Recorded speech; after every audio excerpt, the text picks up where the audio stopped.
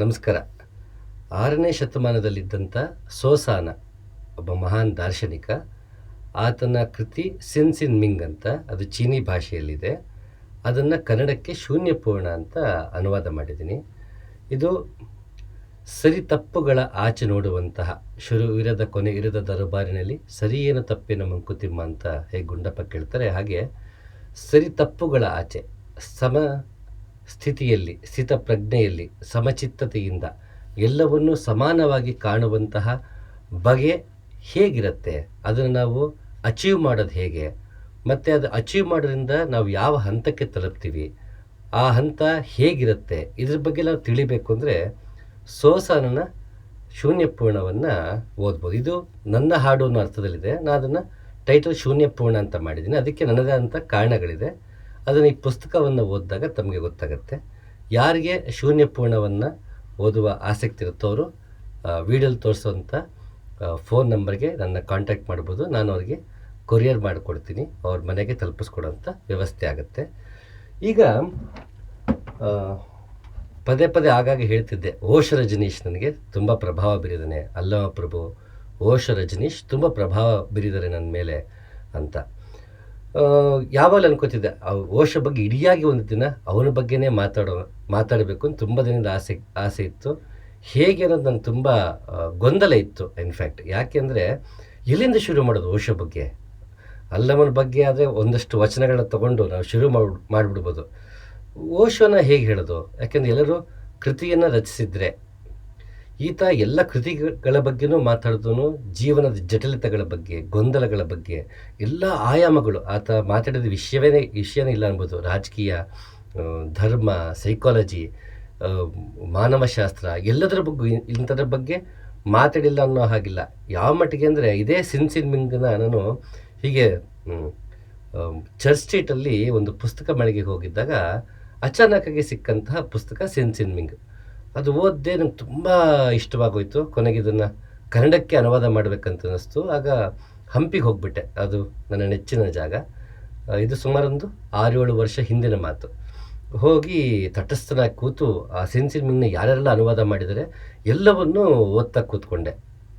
ಎಲ್ಲವನ್ನು ಓದ್ತಾ ಒಂದಷ್ಟು ಅವನು ಏನು ಹೇಳಕ್ಕೆ ಹೋಗಿದ್ದಾನೆ ಸೋಸಾನ, ಮತ್ತು ಧ್ಯಾನದಲ್ಲಿ ಯೋಗ ಮಾರ್ಗದಲ್ಲಿ ನಡೆದು ಆ ಹಂತವನ್ನು ತಲುಪಿದ್ರಿಂದ ಆ ಹಂತವನ್ನು ಆತ ಯಾವ ರೀತಿ ವ್ಯಕ್ತಪಡಿಸಿದ್ದಾನೆ, ಅವನ ಪರಿಭಾಷೆ ಏನು, ಈ ಪರಿಭಾಷೆಯನ್ನು ಅರ್ಥ ಮಾಡ್ಕೊಳ್ಳೋಕ್ಕೆ ಪ್ರಯತ್ನ ಪಡ್ತೀವಿ. ಎಲ್ಲ ಕಂಡುಕೊಂಡಿದ್ದು ಒಂದೇ ಆದರೂ ಅವರು ವ್ಯಕ್ತಪಡಿಸುವ ರೀತಿ ಬೇರೆ ಆಗುತ್ತೆ. ಏಕಂ ಸತ್ ವಿಪ್ರ ಬಹುಧಾ ವದಂತಿ ಎಂದ ಹಾಗೆ ಸತ್ಯ ಒಂದೇ ಇದ್ದರೂ ಹೇಳುವ ರೀತಿ ಬೇರೆ, ಪ್ರತಿಯೊಬ್ಬನು ಬೇರೆ ರೀತಿ ಹೇಳ್ತಾನೆ ಅಂದಾಗ ಸೋಸನ ಯಾವ ರೀತಿ ಹೇಳಿದ್ದಾನೆ, ಅವನ ಪರಿಭಾಷೆ ಹೇಗಿತ್ತು, ಅವನ ಅಭಿವ್ಯಕ್ತಿತ್ವ ಹೇಗಿತ್ತು ಅನ್ನೋದನ್ನು ನನಗೆ ಚೀನಿ ಭಾಷೆ ಬರೆದಿರೋದ್ರಿಂದ ಎಲ್ಲ ಅನುವಾದಗಳನ್ನು, ಸಾಧ್ಯವಾದಷ್ಟು ಎಲ್ಲ ಭಾಷೆ ಅನುವಾದಗಳನ್ನು ನೋಡಿ ಆತನ ಪರಿಭಾಷೆಯನ್ನು ಅರ್ಥ ಮಾಡ್ಕೊಳ್ಳೋಕ್ಕೆ ಪ್ರಯತ್ನ ಪಟ್ಟೆ.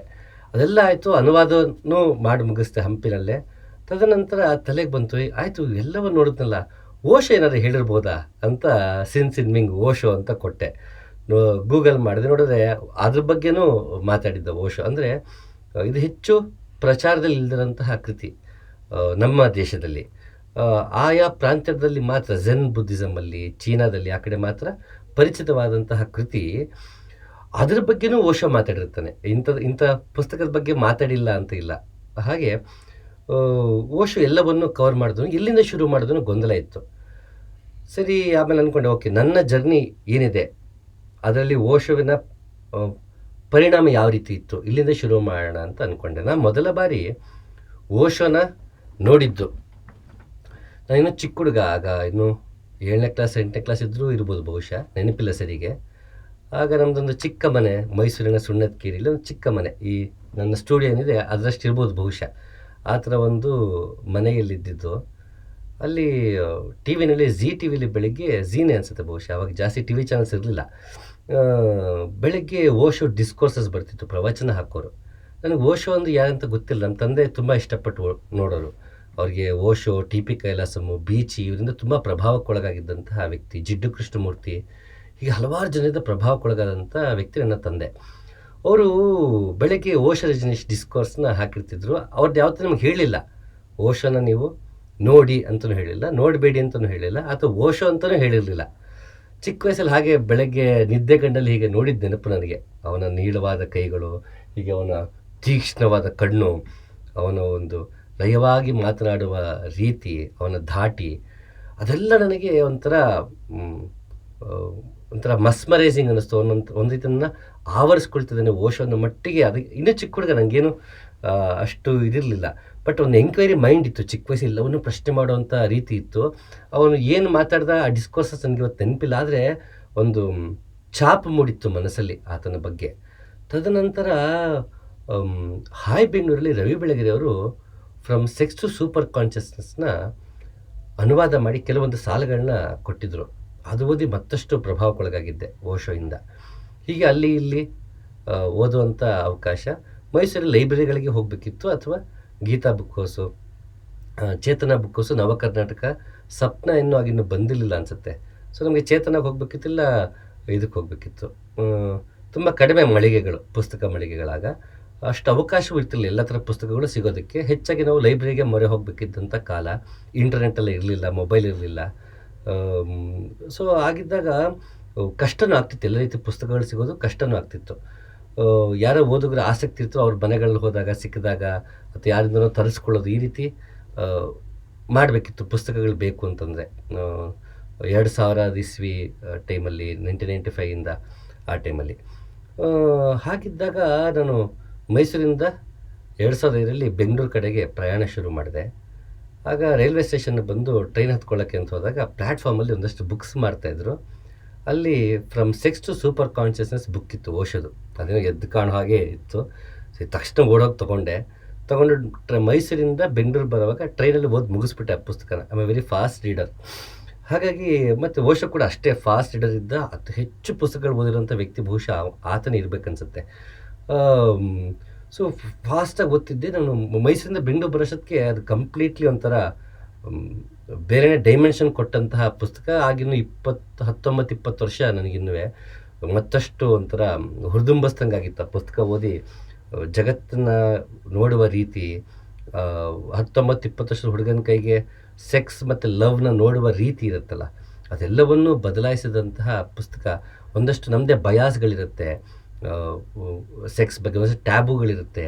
ಇದೆಲ್ಲವನ್ನು ಹೋಗಲಾಡಿಸಿದಂತಹ ವ್ಯಕ್ತಿ ಓಶೋ ರಜನೀಶ್ ನನ್ನ ಪಾಲಲ್ಲಿ, ನನ್ನ ಜೀವನಕ್ಕೆ ಬಂದಾಗ. ಹಾಗೆ ಮತ್ತೆ ಮುಂದೆ ಹೋಗ್ತಾ ಹೋಗ್ತಾ ಬೆಂಗಳೂರಲ್ಲಿ ಒಂದು ರೀತಿ ನನ್ನದೇ ಅಂಥ ಅಹಂಕಾರಗಳು, ಮತ್ತೊಂದಷ್ಟು ಇದರಿಂದ ಎಲ್ಲರ ಜೊತೆಗೆ ಒಡನಾಟನೇ ಕಷ್ಟ ಆಗ್ಬಿಟ್ಟಿತ್ತು. ಎಲ್ಲೂ ನೆಟ್ಟಿಗೆ ಕೆಲಸ ಮಾಡೋಕ್ಕಾಗ್ತಿರ್ಲಿಲ್ಲ. ಎಲ್ಲ ಕಡೆ ಜಗಳ ಆಗೋದು, ಮತ್ತೊಂದಾಗೋದು, ಎಲ್ಲವಾಗಲೂ ನಾನೇ ಸರಿ ಅನ್ನೋ ಮಟ್ಟಿಗೆ ದುರಹಂಕಾರ, ಒಂದು ಘಮಂಡ್ ಅಂತಾರಲ್ಲ ಹಿಂದಿಲಿ, ಹಾಗೆ ಆ ರೀತಿಯಿಂದ ಎಲ್ಲೂ ಹೊಂದ್ಕೊಳ್ಳೋಕ್ಕೆ ಕಷ್ಟ ಆಗ್ತಿತ್ತು ಸಮಾಜ ಜೊತೆಗೆ. ನನ್ನ ನಾನು ರೆಬೆಲ್ ಅಂದ್ಕೊಳ್ಳೋ ಮಟ್ಟಿಗೆ ನನಗೆ ನಾನೇ ಹೆಮ್ಮೆ ಇರೋ ಅವಾಗ, ನಾನು ರೆಬೆಲೆಸ್ ಇದ್ದೀನಿ ಅನ್ನೋ ಮಟ್ಟಿಗೆ. ಆಗ ನನ್ನ ಗೆಳೆಯ ಶಂಕರನವನು ಎಲ್ಲೂ ಹೋಗಬೇಡ, ಸ್ವಲ್ಪ ದಿನ ಸುಮ್ಮನೆ ನಮ್ಮ ಮನೇಲಿರುವಂತ ಕರ್ಕೊಂಡು ಹೋಗಿ ಅವ್ರ ಮನೆ ಉಳಿಸ್ಕೊಂಡ. ಸುಮಾರೊಂದು 6 ತಿಂಗಳು ಆತನ ಮನೆಯಲ್ಲೇ ಇದ್ದೆ. ಏನೂ ಮಾಡಿಲ್ಲ. ಅವ್ರು ಬೆಳಗ್ಗೆ ಎದ್ದೇಳು, ತಿಂಡಿ ತಿನ್ನು, ಪುಸ್ತಕ ಓದು. ಅವ್ರ ಮನೇಲಿ ಸುಮಾರು ಪುಸ್ತಕಗಳಿದ್ದು, 1,500-2 ಸಾವಿರ ಪುಸ್ತಕಗಳಿತ್ತು. ಯೋಗೇಶ್ ಮಾಸ್ಟರ್ ಅಂತ, ಅವ್ರನ್ನ ನಾವು ಪ್ರೀತಿಯಿಂದ ಜಿ ಅಂತ ಕರಿತಿದ್ವಿ. ಸೊ ಅಲ್ಲಿ ಅವರು ತುಂಬ ಪುಸ್ತಕಗಳನ್ನ ಇಟ್ಟಿದ್ರು. ಮತ್ತು ಅವರು ಓಶೋಯಿಂದ, ಗಾಂಧೀಜಿಯಿಂದ, ಹಲವಾರು ಜನರಿಂದ ಪ್ರಭಾವಿತರಾಗಿದ್ದಂತಹ ವ್ಯಕ್ತಿ. ಅವರು ಕೂಡ ಅದ್ರ ಬಗ್ಗೆಲ್ಲ ಮಾತಾಡ್ತಿರೋರು. ಆ 6 ತಿಂಗಳು ನಾನು ಏನೂ ಮಾಡಿಲ್ಲ. ಬೆಳಗ್ಗೆ ತಿಂಡಿ ತಿನ್ನು, ಪುಸ್ತಕ ಓದು, ಮಧ್ಯಾಹ್ನ ಮತ್ತೆ ಊಟ ಮಾಡು, ಮತ್ತೆ ಪುಸ್ತಕ ಓದು, ಮತ್ತೆ ರಾತ್ರಿ ಊಟ ಮಾಡು, ಮತ್ತೆ ಪುಸ್ತಕ ಓದು. ಬೆಳಗ್ಗೆ ಸಂಜೆ ಇನ್ನೇನೂ ಮಾಡಿಲ್ಲ. ಯಾಕಂದರೆ ಸಮಾಜದ ಒಡನಾಟನೇ ನನಗೆ ಕಷ್ಟ ಆಗ್ಬಿಟ್ಟಿತ್ತು. ಅಷ್ಟು ನನ್ನಲ್ಲೇ ಸಮಸ್ಯೆಗಳಿತ್ತು.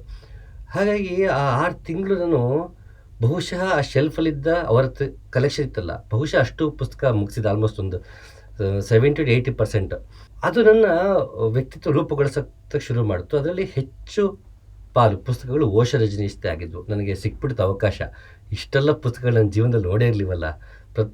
ಓದುಗರಿಗೆ ಸಾಮಾನ್ಯ ಒಂದು ಆಸೆ ಇರುತ್ತೆ, ನನ್ನದೇ ಅಂತ ಒಂದು ಲೈಬ್ರರಿ ಇರಬೇಕು, ಒಂದು ಬುಕ್ ಶೆಲ್ಫ್ ಇರಬೇಕು, ನನ್ನದೇ ಒಂದು ಕೊಠಡಿ ಇರಬೇಕು, ನನ್ನಲ್ಲಿ ಆರಾಮಾಗಿ ಕೂತ್ಕೊಂಡು ಹಾಯಾಗಿ ಪುಸ್ತಕ ಓದಬೇಕು, ಕಾಫಿ ಕುಡಿಬೇಕು, ಈ ರೀತಿ ಎಲ್ಲ ಒಂದಷ್ಟು ನಮ್ಮದಾದಂಥ ಫ್ಯಾಂಟಸಿಗಳಿರುತ್ತೆ. ಅದು ನನಗೆ ಸಿಕ್ತಂಗೆ ಆಗ್ಬಿಡ್ತಾ ಮನೆಗೆ ಹೋದಾಗ. ಎಲ್ಲಿ ನೋಡು ಬರೀ ಪುಸ್ತಕಗಳೇ ಇತ್ತಲ್ಲ, ಒಂಥರ ಚಿಕ್ಕ ಮಕ್ಳ ಕೈಗೆ ಇಷ್ಟಪಡೋವಂಥ ಎಲ್ಲ ಆಟ ಸಾಮಾನುಗಳು ಕೊಟ್ಟಂಗೆ ಆಗ್ಬಿಟ್ಟಿತ್ತು. ಅದರಲ್ಲಿ ಹೆಚ್ಚು ಪಾಲು ಓಶೋ ರಜನೀಶ್ನ ಪುಸ್ತಕಗಳಾಗಿತ್ತು. ಅದರಲ್ಲಿ ಒಂದು ಪುಸ್ತಕ ಐ ಆಮ್ ದ ಗೇಟ್ ಅಂತ. ಹಲವಾರು ಪುಸ್ತಕಗಳು ಓದ್ತಿದ್ದೆ. ಅದ್ರ ಮಧ್ಯೆ ಆ ಪುಸ್ತಕ ನನಗೆ ಸಿಕ್ಕಿದ್ದೇನಾಯಿತು, ಓದಕ್ಕೆ ಶುರು ಮಾಡಿದ್ದೀನಿ. ಅಲ್ಲಿಂದ ಯಾವ ಮುಗಿಸ್ತೆ ಅಂತಲೇ ಗೊತ್ತಾಗದಿರೋ ಮಟ್ಟಿಗೆ ಓದಕ್ಕೆ ಶುರು ಮಾಡಿದ್ದೆ. ಆ ಪುಸ್ತಕ it deals with so many things. ಅದರಲ್ಲಿ ಮೇಜರ್ ಆಗಿ ಆ, ಸನ್ಯಾಸದ ಬಗ್ಗೆ, ಓಶೋವಿನ ಸನ್ಯಾಸದ ಪರಿಭಾಷೆ, ಅವನು ಸನ್ಯಾಸವನ್ನು ಯಾವ ರೀತಿ ನೋಡ್ತಾನೆ ಅನ್ನೋ ರೀತಿ. ಅಂದರೆ ಸಂಸಾರವನ್ನು ತೊರೆಯದೆಯೇ, ಸಂಸಾರದಲ್ಲಿ ಇದ್ಕೊಂಡು ಸಮಾಜದಲ್ಲಿ ಇದ್ಕೊಂಡೇ ಸನ್ಯಾಸಿನಿ ಆಗಬಹುದು ಅನ್ನೋ ಒಂದು ಕಾನ್ಸೆಪ್ಟ್ ಅವನಲ್ಲಿ ತರ್ತಾನೆ. ಸನ್ಯಾಸ ಅಂದ ತಕ್ಷಣ ಅದೇ ರೀತಿ ಸನ್ಯಾಸವನ್ನೇ ಪಾಲಿಸಬೇಕು ಅಂತಿಲ್ಲ, ಈ ರೀತಿ ಬದುಕೋದು ಕೂಡ ಸನ್ಯಾಸವೇ ಅಂತ ಅವನು ತನ್ನದೇ ಒಂದು ಪರಿಭಾಷೆಯಲ್ಲಿ ಸನ್ಯಾಸವನ್ನು ಎಲ್ರಿಗೂ ಇನಿಷಿಯೇಟ್ ಮಾಡ್ತಿರ್ತಾನೆ ತನ್ನ ಜನರಿಗೆ. ಅದನ್ನು ಓದ್ತಾ ಓದ್ತಾ ಓದ್ತಾ ನನಗೆ ಸಮಾಜದಲ್ಲಿ ಇರುವುದು ಹೇಗೆ, ಇಲ್ಲಿ ನನ್ನ ತೊಡಕುಗಳೇನಿದೆ, ನಾನು ಹೇಗೆ ಅದಕ್ಕೆ ನನ್ನ ನ್ಯೂನತೆಗಳನ್ನ ಸರಿ ಮಾಡಿಕೊಳ್ಬೇಕು ಅನ್ನೋದಕ್ಕೆ ನಾನು ಕನ್ನಡಿಯಾಗಿ ನಿಂತು ಯಾವುದೇ ಬಯಾಸ್ಗಳಿಲ್ದೇ, ಯಾವುದೇ ಜಸ್ಟಿಫಿಕೇಷನ್ ಕೊಡ್ದೇನೆ, ನನ್ನ ತಪ್ಪುಗಳಿಗೆ, ನನ್ನ ಅವಗುಣಗಳಿಗೆ ಯಾವುದೇ ರೀತಿ ಜಸ್ಟಿಫಿಕೇಷನ್ ಕೊಡ್ದೇನೆ, ಎಲ್ಲವನ್ನು ಹೇಗಿದೆಯೋ ಹಾಗೆ ನೋಡಿ ಯಾವುದೇ ಹಿಂಜರಿಕೆ ಇಲ್ಲದೆ ನನ್ನ ತಪ್ಪುಗಳನ್ನ ತಿದ್ದುಕೊಳ್ಳೋದಕ್ಕೆ ಸಹಾಯ ಮಾಡಿದಂಥ ಪುಸ್ತಕ ಐ ಆಮ್ ದಟ್. ಹೀಗೆ ಹಲವಾರು ಪುಸ್ತಕಗಳಿದೆ. ಓಶೋ ರಜನೀಶ್ನ ಹಲವಾರು ಪುಸ್ತಕಗಳನ್ನು ಕಾಪಾಡಿದೆ. ಇನ್ನು ಮತ್ತಷ್ಟು ರೀತಿಯಲ್ಲಿ ನನಗೆ ಪ್ರಭಾವ ಬೀರಿದ್ದು ಅಂದರೆ, ಅಷ್ಟೊತ್ತಿಗೆ ಓದಿ ಅದೊಂದು ಅಹಂಕಾರ ಶುರು ಆಗಿತ್ತು. ಬೇರೆ ರೀತಿ ಅಹಂಕಾರ ಹೋಗ್ತಿದ್ದ ಅಷ್ಟೊತ್ತಿಗೆ ನಾನೆಲ್ಲ ಓದ್ಬಿಟ್ಟಿದ್ದೀನಿ, ನನಗೆಲ್ಲ ಗೊತ್ತು ಅನ್ನೋ ಅಹಂಕಾರ ಶುರು ಆಗಿತ್ತು, ಬೇರೆ ಎಲ್ಲ ಹೋಗೋಕ್ಕೆ ಶುರು ಆಗ್ಬಿಟ್ಟಿತ್ತು. ಅಷ್ಟೊತ್ತಿಗೆ ಅದು ಆ ಅಹಂಕಾರ ಜಾಸ್ತಿ ಆಗ್ತಾ ಆಗ್ತಾ ನನ್ನ ಕೈಗೆ ಓಶೋದು ಸಿಕ್ಕಿದ್ದು ಅಷ್ಟಾವಕ್ರ ಗೀತೆ. ಅಷ್ಟಾವಕ್ರವನ್ನು ಓಶೋ ವಿವರಿಸ್ತಾ ಹೋಗ್ತಿದ್ದ. ಅದು ಓದ್ತಾ ಏನಾಯಿತು, ಬರೀ ಬುರುಳೆ ಬಿಡ್ತಿರಲ್ಲ, ಅನುಭವಕ್ಕೆ ಬರದೆ ಸುಮ್ಮನೆ ಮಾತಾಡ್ತಿರಲ್ಲ ಅಂತ ಓಶೋ ಅಲ್ಲಿ ಹೇಳೋಕ್ಕೆ ಶುರು ಮಾಡ್ತಾನೆ. ಆಗ ನನಗೆ ಹೌದಲ್ವಾ, ನಾನು ಕೂಡ ಅದೇ ಮಾಡ್ತೀನಿಲ್ಲ ಇಷ್ಟು ದಿನದಿಂದ. ಒಳಗೆ ಅನುಭವವೇ ಇಲ್ಲ, ಯೋಗ ಮಾರ್ಗದ ಅನುಭವವೇ ಇಲ್ಲ, ಸುಮ್ಮನೆ ಕಾನ್ಷಿಯಸ್ನೆಸ್ ಅನ್ನೋದು, ಹಿಯರ್ ಆ್ಯಂಡ್ ನಾವು ಪ್ರೆಸೆಂಟಲ್ಲಿ ಬದುಕಬೇಕು ಅನ್ನೋದು, ಓಶೋ ಹೇಳಿದ್ದನ್ನು ಗಿಣಿಪಾಠ ಮಾಡೋದು, ಇದೇ ಆಗ್ಬಿಟ್ಟಿದೆಯಲ್ಲ. ಕರೆಕ್ಟ್, ಓಶೋ ಹೇಳಿದ್ದು ಎಷ್ಟು ನಿಜವಾಗಿದೆ ಅಂತ ನನಗೊಂಥರ ಓಶೋ ಬಂದು ಕಪಾಲ ಹೊಡೆದಂಗೆ ಆಯಿತು. ಆಗಲೇ ನನಗೆ ಗುರುವನ್ನು ಹುಡುಕಬೇಕು ಅಂತ ಅನಿಸಿದ್ದು. ಹೌದು, ಓಶೋ ಹೇಳೋದು ನಿಜ, ನಾನು ನನ್ನದೇ ಒಂದು ಭ್ರಮೆಯಲ್ಲಿ ಬದುಕ್ತಾ ಇದ್ದೀನಿ. ನಾನು ಓಶೋ ಹೇಳೋದನ್ನೇ ಕೇಳಿಸ್ಕೊತೀನಿ, ಮತ್ತೆಲ್ಲರ ಮುಂದೆ ಗಿಣಿಪಾಠ ಮಾಡ್ಕೊಂಡು ನನಗೆ ಎಲ್ಲ ಗೊತ್ತು ನಂಗೆ ಮಾಡ್ತಾಯಿದ್ದೀನಿ. It's an imitation game. ಆ ರೀತಿ ಮಾಡಬಾರ್ದು ಅಂತ ಅನ್ನಿಸ್ತು. ಗುರುವನ್ನು ಹುಡುಕಬೇಕು ಅಂತ ದಾಹ ಶುರು ಆಗಿದ್ದೆ ಆಗ. ಆ ರೀತಿ ಶುರುವಾಗಿ ಕೊನೆಗೆ ಗುರುವನ್ನು ಹುಡುಕ್ತಾ ಕೊನೆಗೆ ನಾನು ನನ್ನ ಗುರುಗಳಾದ ನಾಗರಾಜಪ್ಪ ಅವರ ಬಳಿಗೆ ಹೋಗಿ ಸರೆಂಡರ್ ಆಗೋದಕ್ಕೆ ಸಾಧ್ಯ ಆಯಿತು. ಅದಕ್ಕೆ ನಾನು ಆ ವಿಷಯಕ್ಕೆ ಬಂದಾಗ ಓಶೋ ರಜನೀಶ್ನ ಅವ್ರ ಮೇಲೆ ತುಂಬ ಗ್ರ್ಯಾಟಿಟ್ಯೂಡ್ ಇದೆ ನನಗೆ. ಮತ್ತು ಇಬ್ರಾಹಿಂ ಸುತಾರ್ ಅಂತ ಒಬ್ಬರಿದ್ರು, ಅವ್ರನ್ನ ಕನ್ನಡದ ಕಬೀರ ಅಂತಲೇ ಕರಿತಿದ್ವಿ. ಇತ್ತೀಚೆಗೆ ಅವರು ಲಿಂಗೈಕ್ಯರಾದರು. ಅವರು ಕೂಡ ನಾನು ಒಂದು ಟಿ ವಿ ಚಾನಲ್ ಕೆಲಸ ಮಾಡುವಾಗ ಅಲ್ಲಿ ಕಾರ್ಯಕ್ರಮಗಳಿಗೆ ಅಂತ ಬರೋರು. 1-2 ಸಲ ಭೇಟಿಯಾಗಿದ್ದೆ.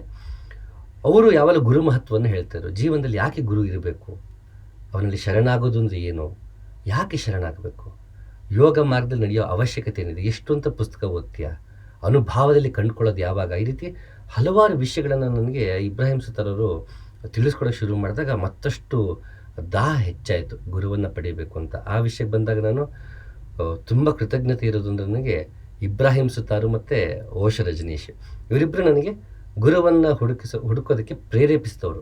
ಹಲವಾರು ಜನ ಇರ್ತಾರೆ ಎಲ್ಲರೂ ಅವರ ಜೀವನದಲ್ಲಿ, ನನ್ನ ಜೀವನದಲ್ಲಿ ಇವರಿಬ್ಬರು.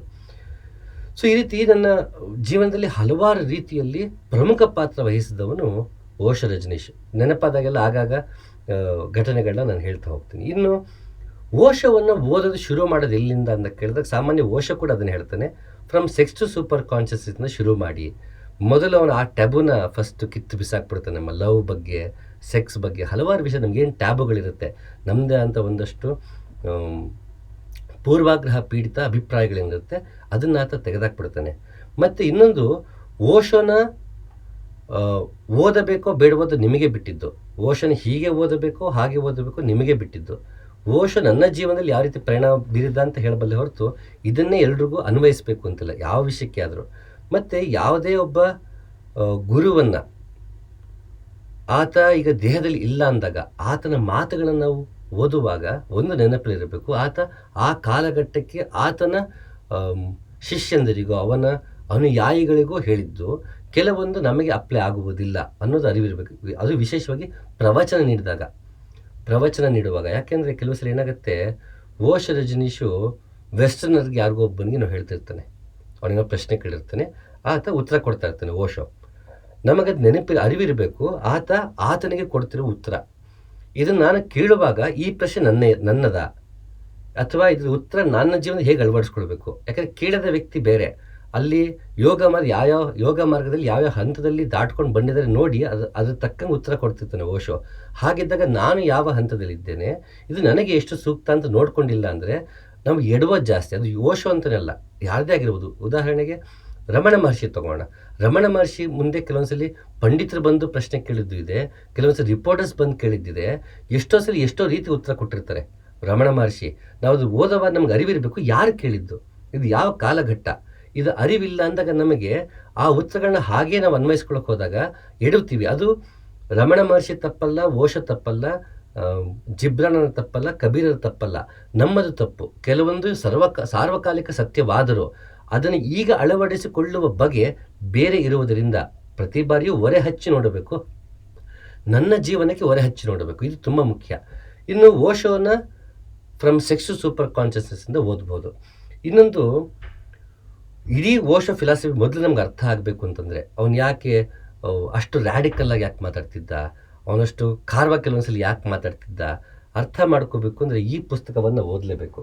ಇದು ಝೋರ್ಬಾದ ಬುದ್ಧ ಅಂತ, ಇದೊಂದು ಅದ್ಭುತವಾದ ಕೃತಿ. ಝೋರ್ಬಾದ ಬುದ್ಧ ಅಂತ ಓಶೋ ಬರೆದಿದ್ದಕ್ಕಿಂತ ಮಾತಾಡಿದ್ದೇ ಹೆಚ್ಚು, ಬರೀ ಮಾತಾಡ್ದಂತ ಅನ್ಬಹುದು. ಓಶೋ ಈ ಝೋರ್ಬಾದ ಬುದ್ಧ ಟೈಟಲ್ ಹೇಳ್ಬೇಕಂದ್ರೆ ಝೋರ್ಬಾ ಮೊದಲು ಅರ್ಥ ಮಾಡ್ಕೊಳ್ಳೋಣ. ಝೋರ್ಬಾದ ಗ್ರೀಕ್ ಅಂತ ಒಂದು ಕಾದಂಬರಿ. ಅದರಲ್ಲಿ ಒಬ್ಬ ಝೋರ್ಬಾ ಏನಿರ್ತಾನೆ ಮೇನ್ ಪಾತ್ರ, ಆತ ಬದುಕನ್ನು ಸಮೃದ್ಧಿಯಿಂದ ಬದುಕುವಂತಹ ವ್ಯಕ್ತಿ, ಪ್ರತಿಯೊಂದು ಕ್ಷಣವನ್ನು ಉತ್ಕಟವಾಗಿ ಅನುಭವಿಸುವಂತಹ ವ್ಯಕ್ತಿ. ಆತನಿಗೆ ಆ ಊರಿಗೆ ಒಬ್ಬ ಬರ್ತಾನೆ. ಆ ವ್ಯಕ್ತಿ ಜೀವನವನ್ನು ಯಾವುದೇ ರೀತಿಯಲ್ಲೂ ನೋಡಿಲ್ದಿರುವಂಥ ಒಬ್ಬ, ತನ್ನದೇ ಕಟ್ಟುಪಾಡಿನಲ್ಲಿ ಬದುಕಿರುವಂತಹ ಒಬ್ಬ ವ್ಯಕ್ತಿ. ಅವರಿಬ್ಬರ ಪರಿಚಯ ಆಗುತ್ತೆ. ಜೀವನ ಅಂದ್ರೇನು, ಸೌಂದರ್ಯ ಅಂದ್ರೇನು, ಬದುಕುವ ಬಗೆ ಹೇಗೆ, ಅದರ ಉಲ್ಲಾಸ ಉತ್ಸಾಹಗಳು, ಅದರ ಪಂಚರಂಗಿತನ, ಹಲವೆಲ್ಲ ವಿಷಯಗಳನ್ನು ಅನಾವರಣಗೊಳ್ತಾ ಹೋಗುತ್ತೆ ಅವೆರಡು ಪಾತ್ರಗಳ ನಡವಳಿಕೆ, ಸಂವಾದದ ಮುಖಾಂತರ. ಕೊನೆಯಲ್ಲಿ ಯಾವ ರಿಜಿಡ್ ಹುಡುಗ ವ್ಯಕ್ತಿ ಇರ್ತಾನೆ, ಆತ ಕೊನೆಗೆ ಝೋರ್ಬಾ ಕೇಳ್ತಾನೆ, ಝೋರ್ಬಾ ನನಗೆ ಡ್ಯಾನ್ಸ್ ಹೇಳ್ಕೊಡ್ತೀಯ ಅಂತ. ಒಂದು ದಿನವೂ ಮುಕ್ತವಾಗಿ ನಗದೇ ಇರುವಂಥ ವ್ಯಕ್ತಿ, ಒಂದು ದಿನವೂ ಕುಣಿದೇ ಇರುವಂತಹ ವ್ಯಕ್ತಿ, ಎಲ್ಲ ಸಂತೋಷಗಳಿಂದ ಹಿಂದೋಡುವಂತಹ ವ್ಯಕ್ತಿ ಕೊನೆಗೆ ಝೋರ್ಬಾ ಕೇಳ್ತಾನೆ, ನನಗೆ ಡ್ಯಾನ್ಸ್ ಕಲಿಸ್ಕೊಡ್ತೀಯ ಅಂತ. ಇದನ್ನು ಝೋರ್ಬಾ ದ ಗ್ರೀಕ್ ಅಂತ ಅದೇ ನಾವೆಲ್ಲ ಸಿನಿಮಾ ಕೂಡ ಮಾಡಿದ್ರು.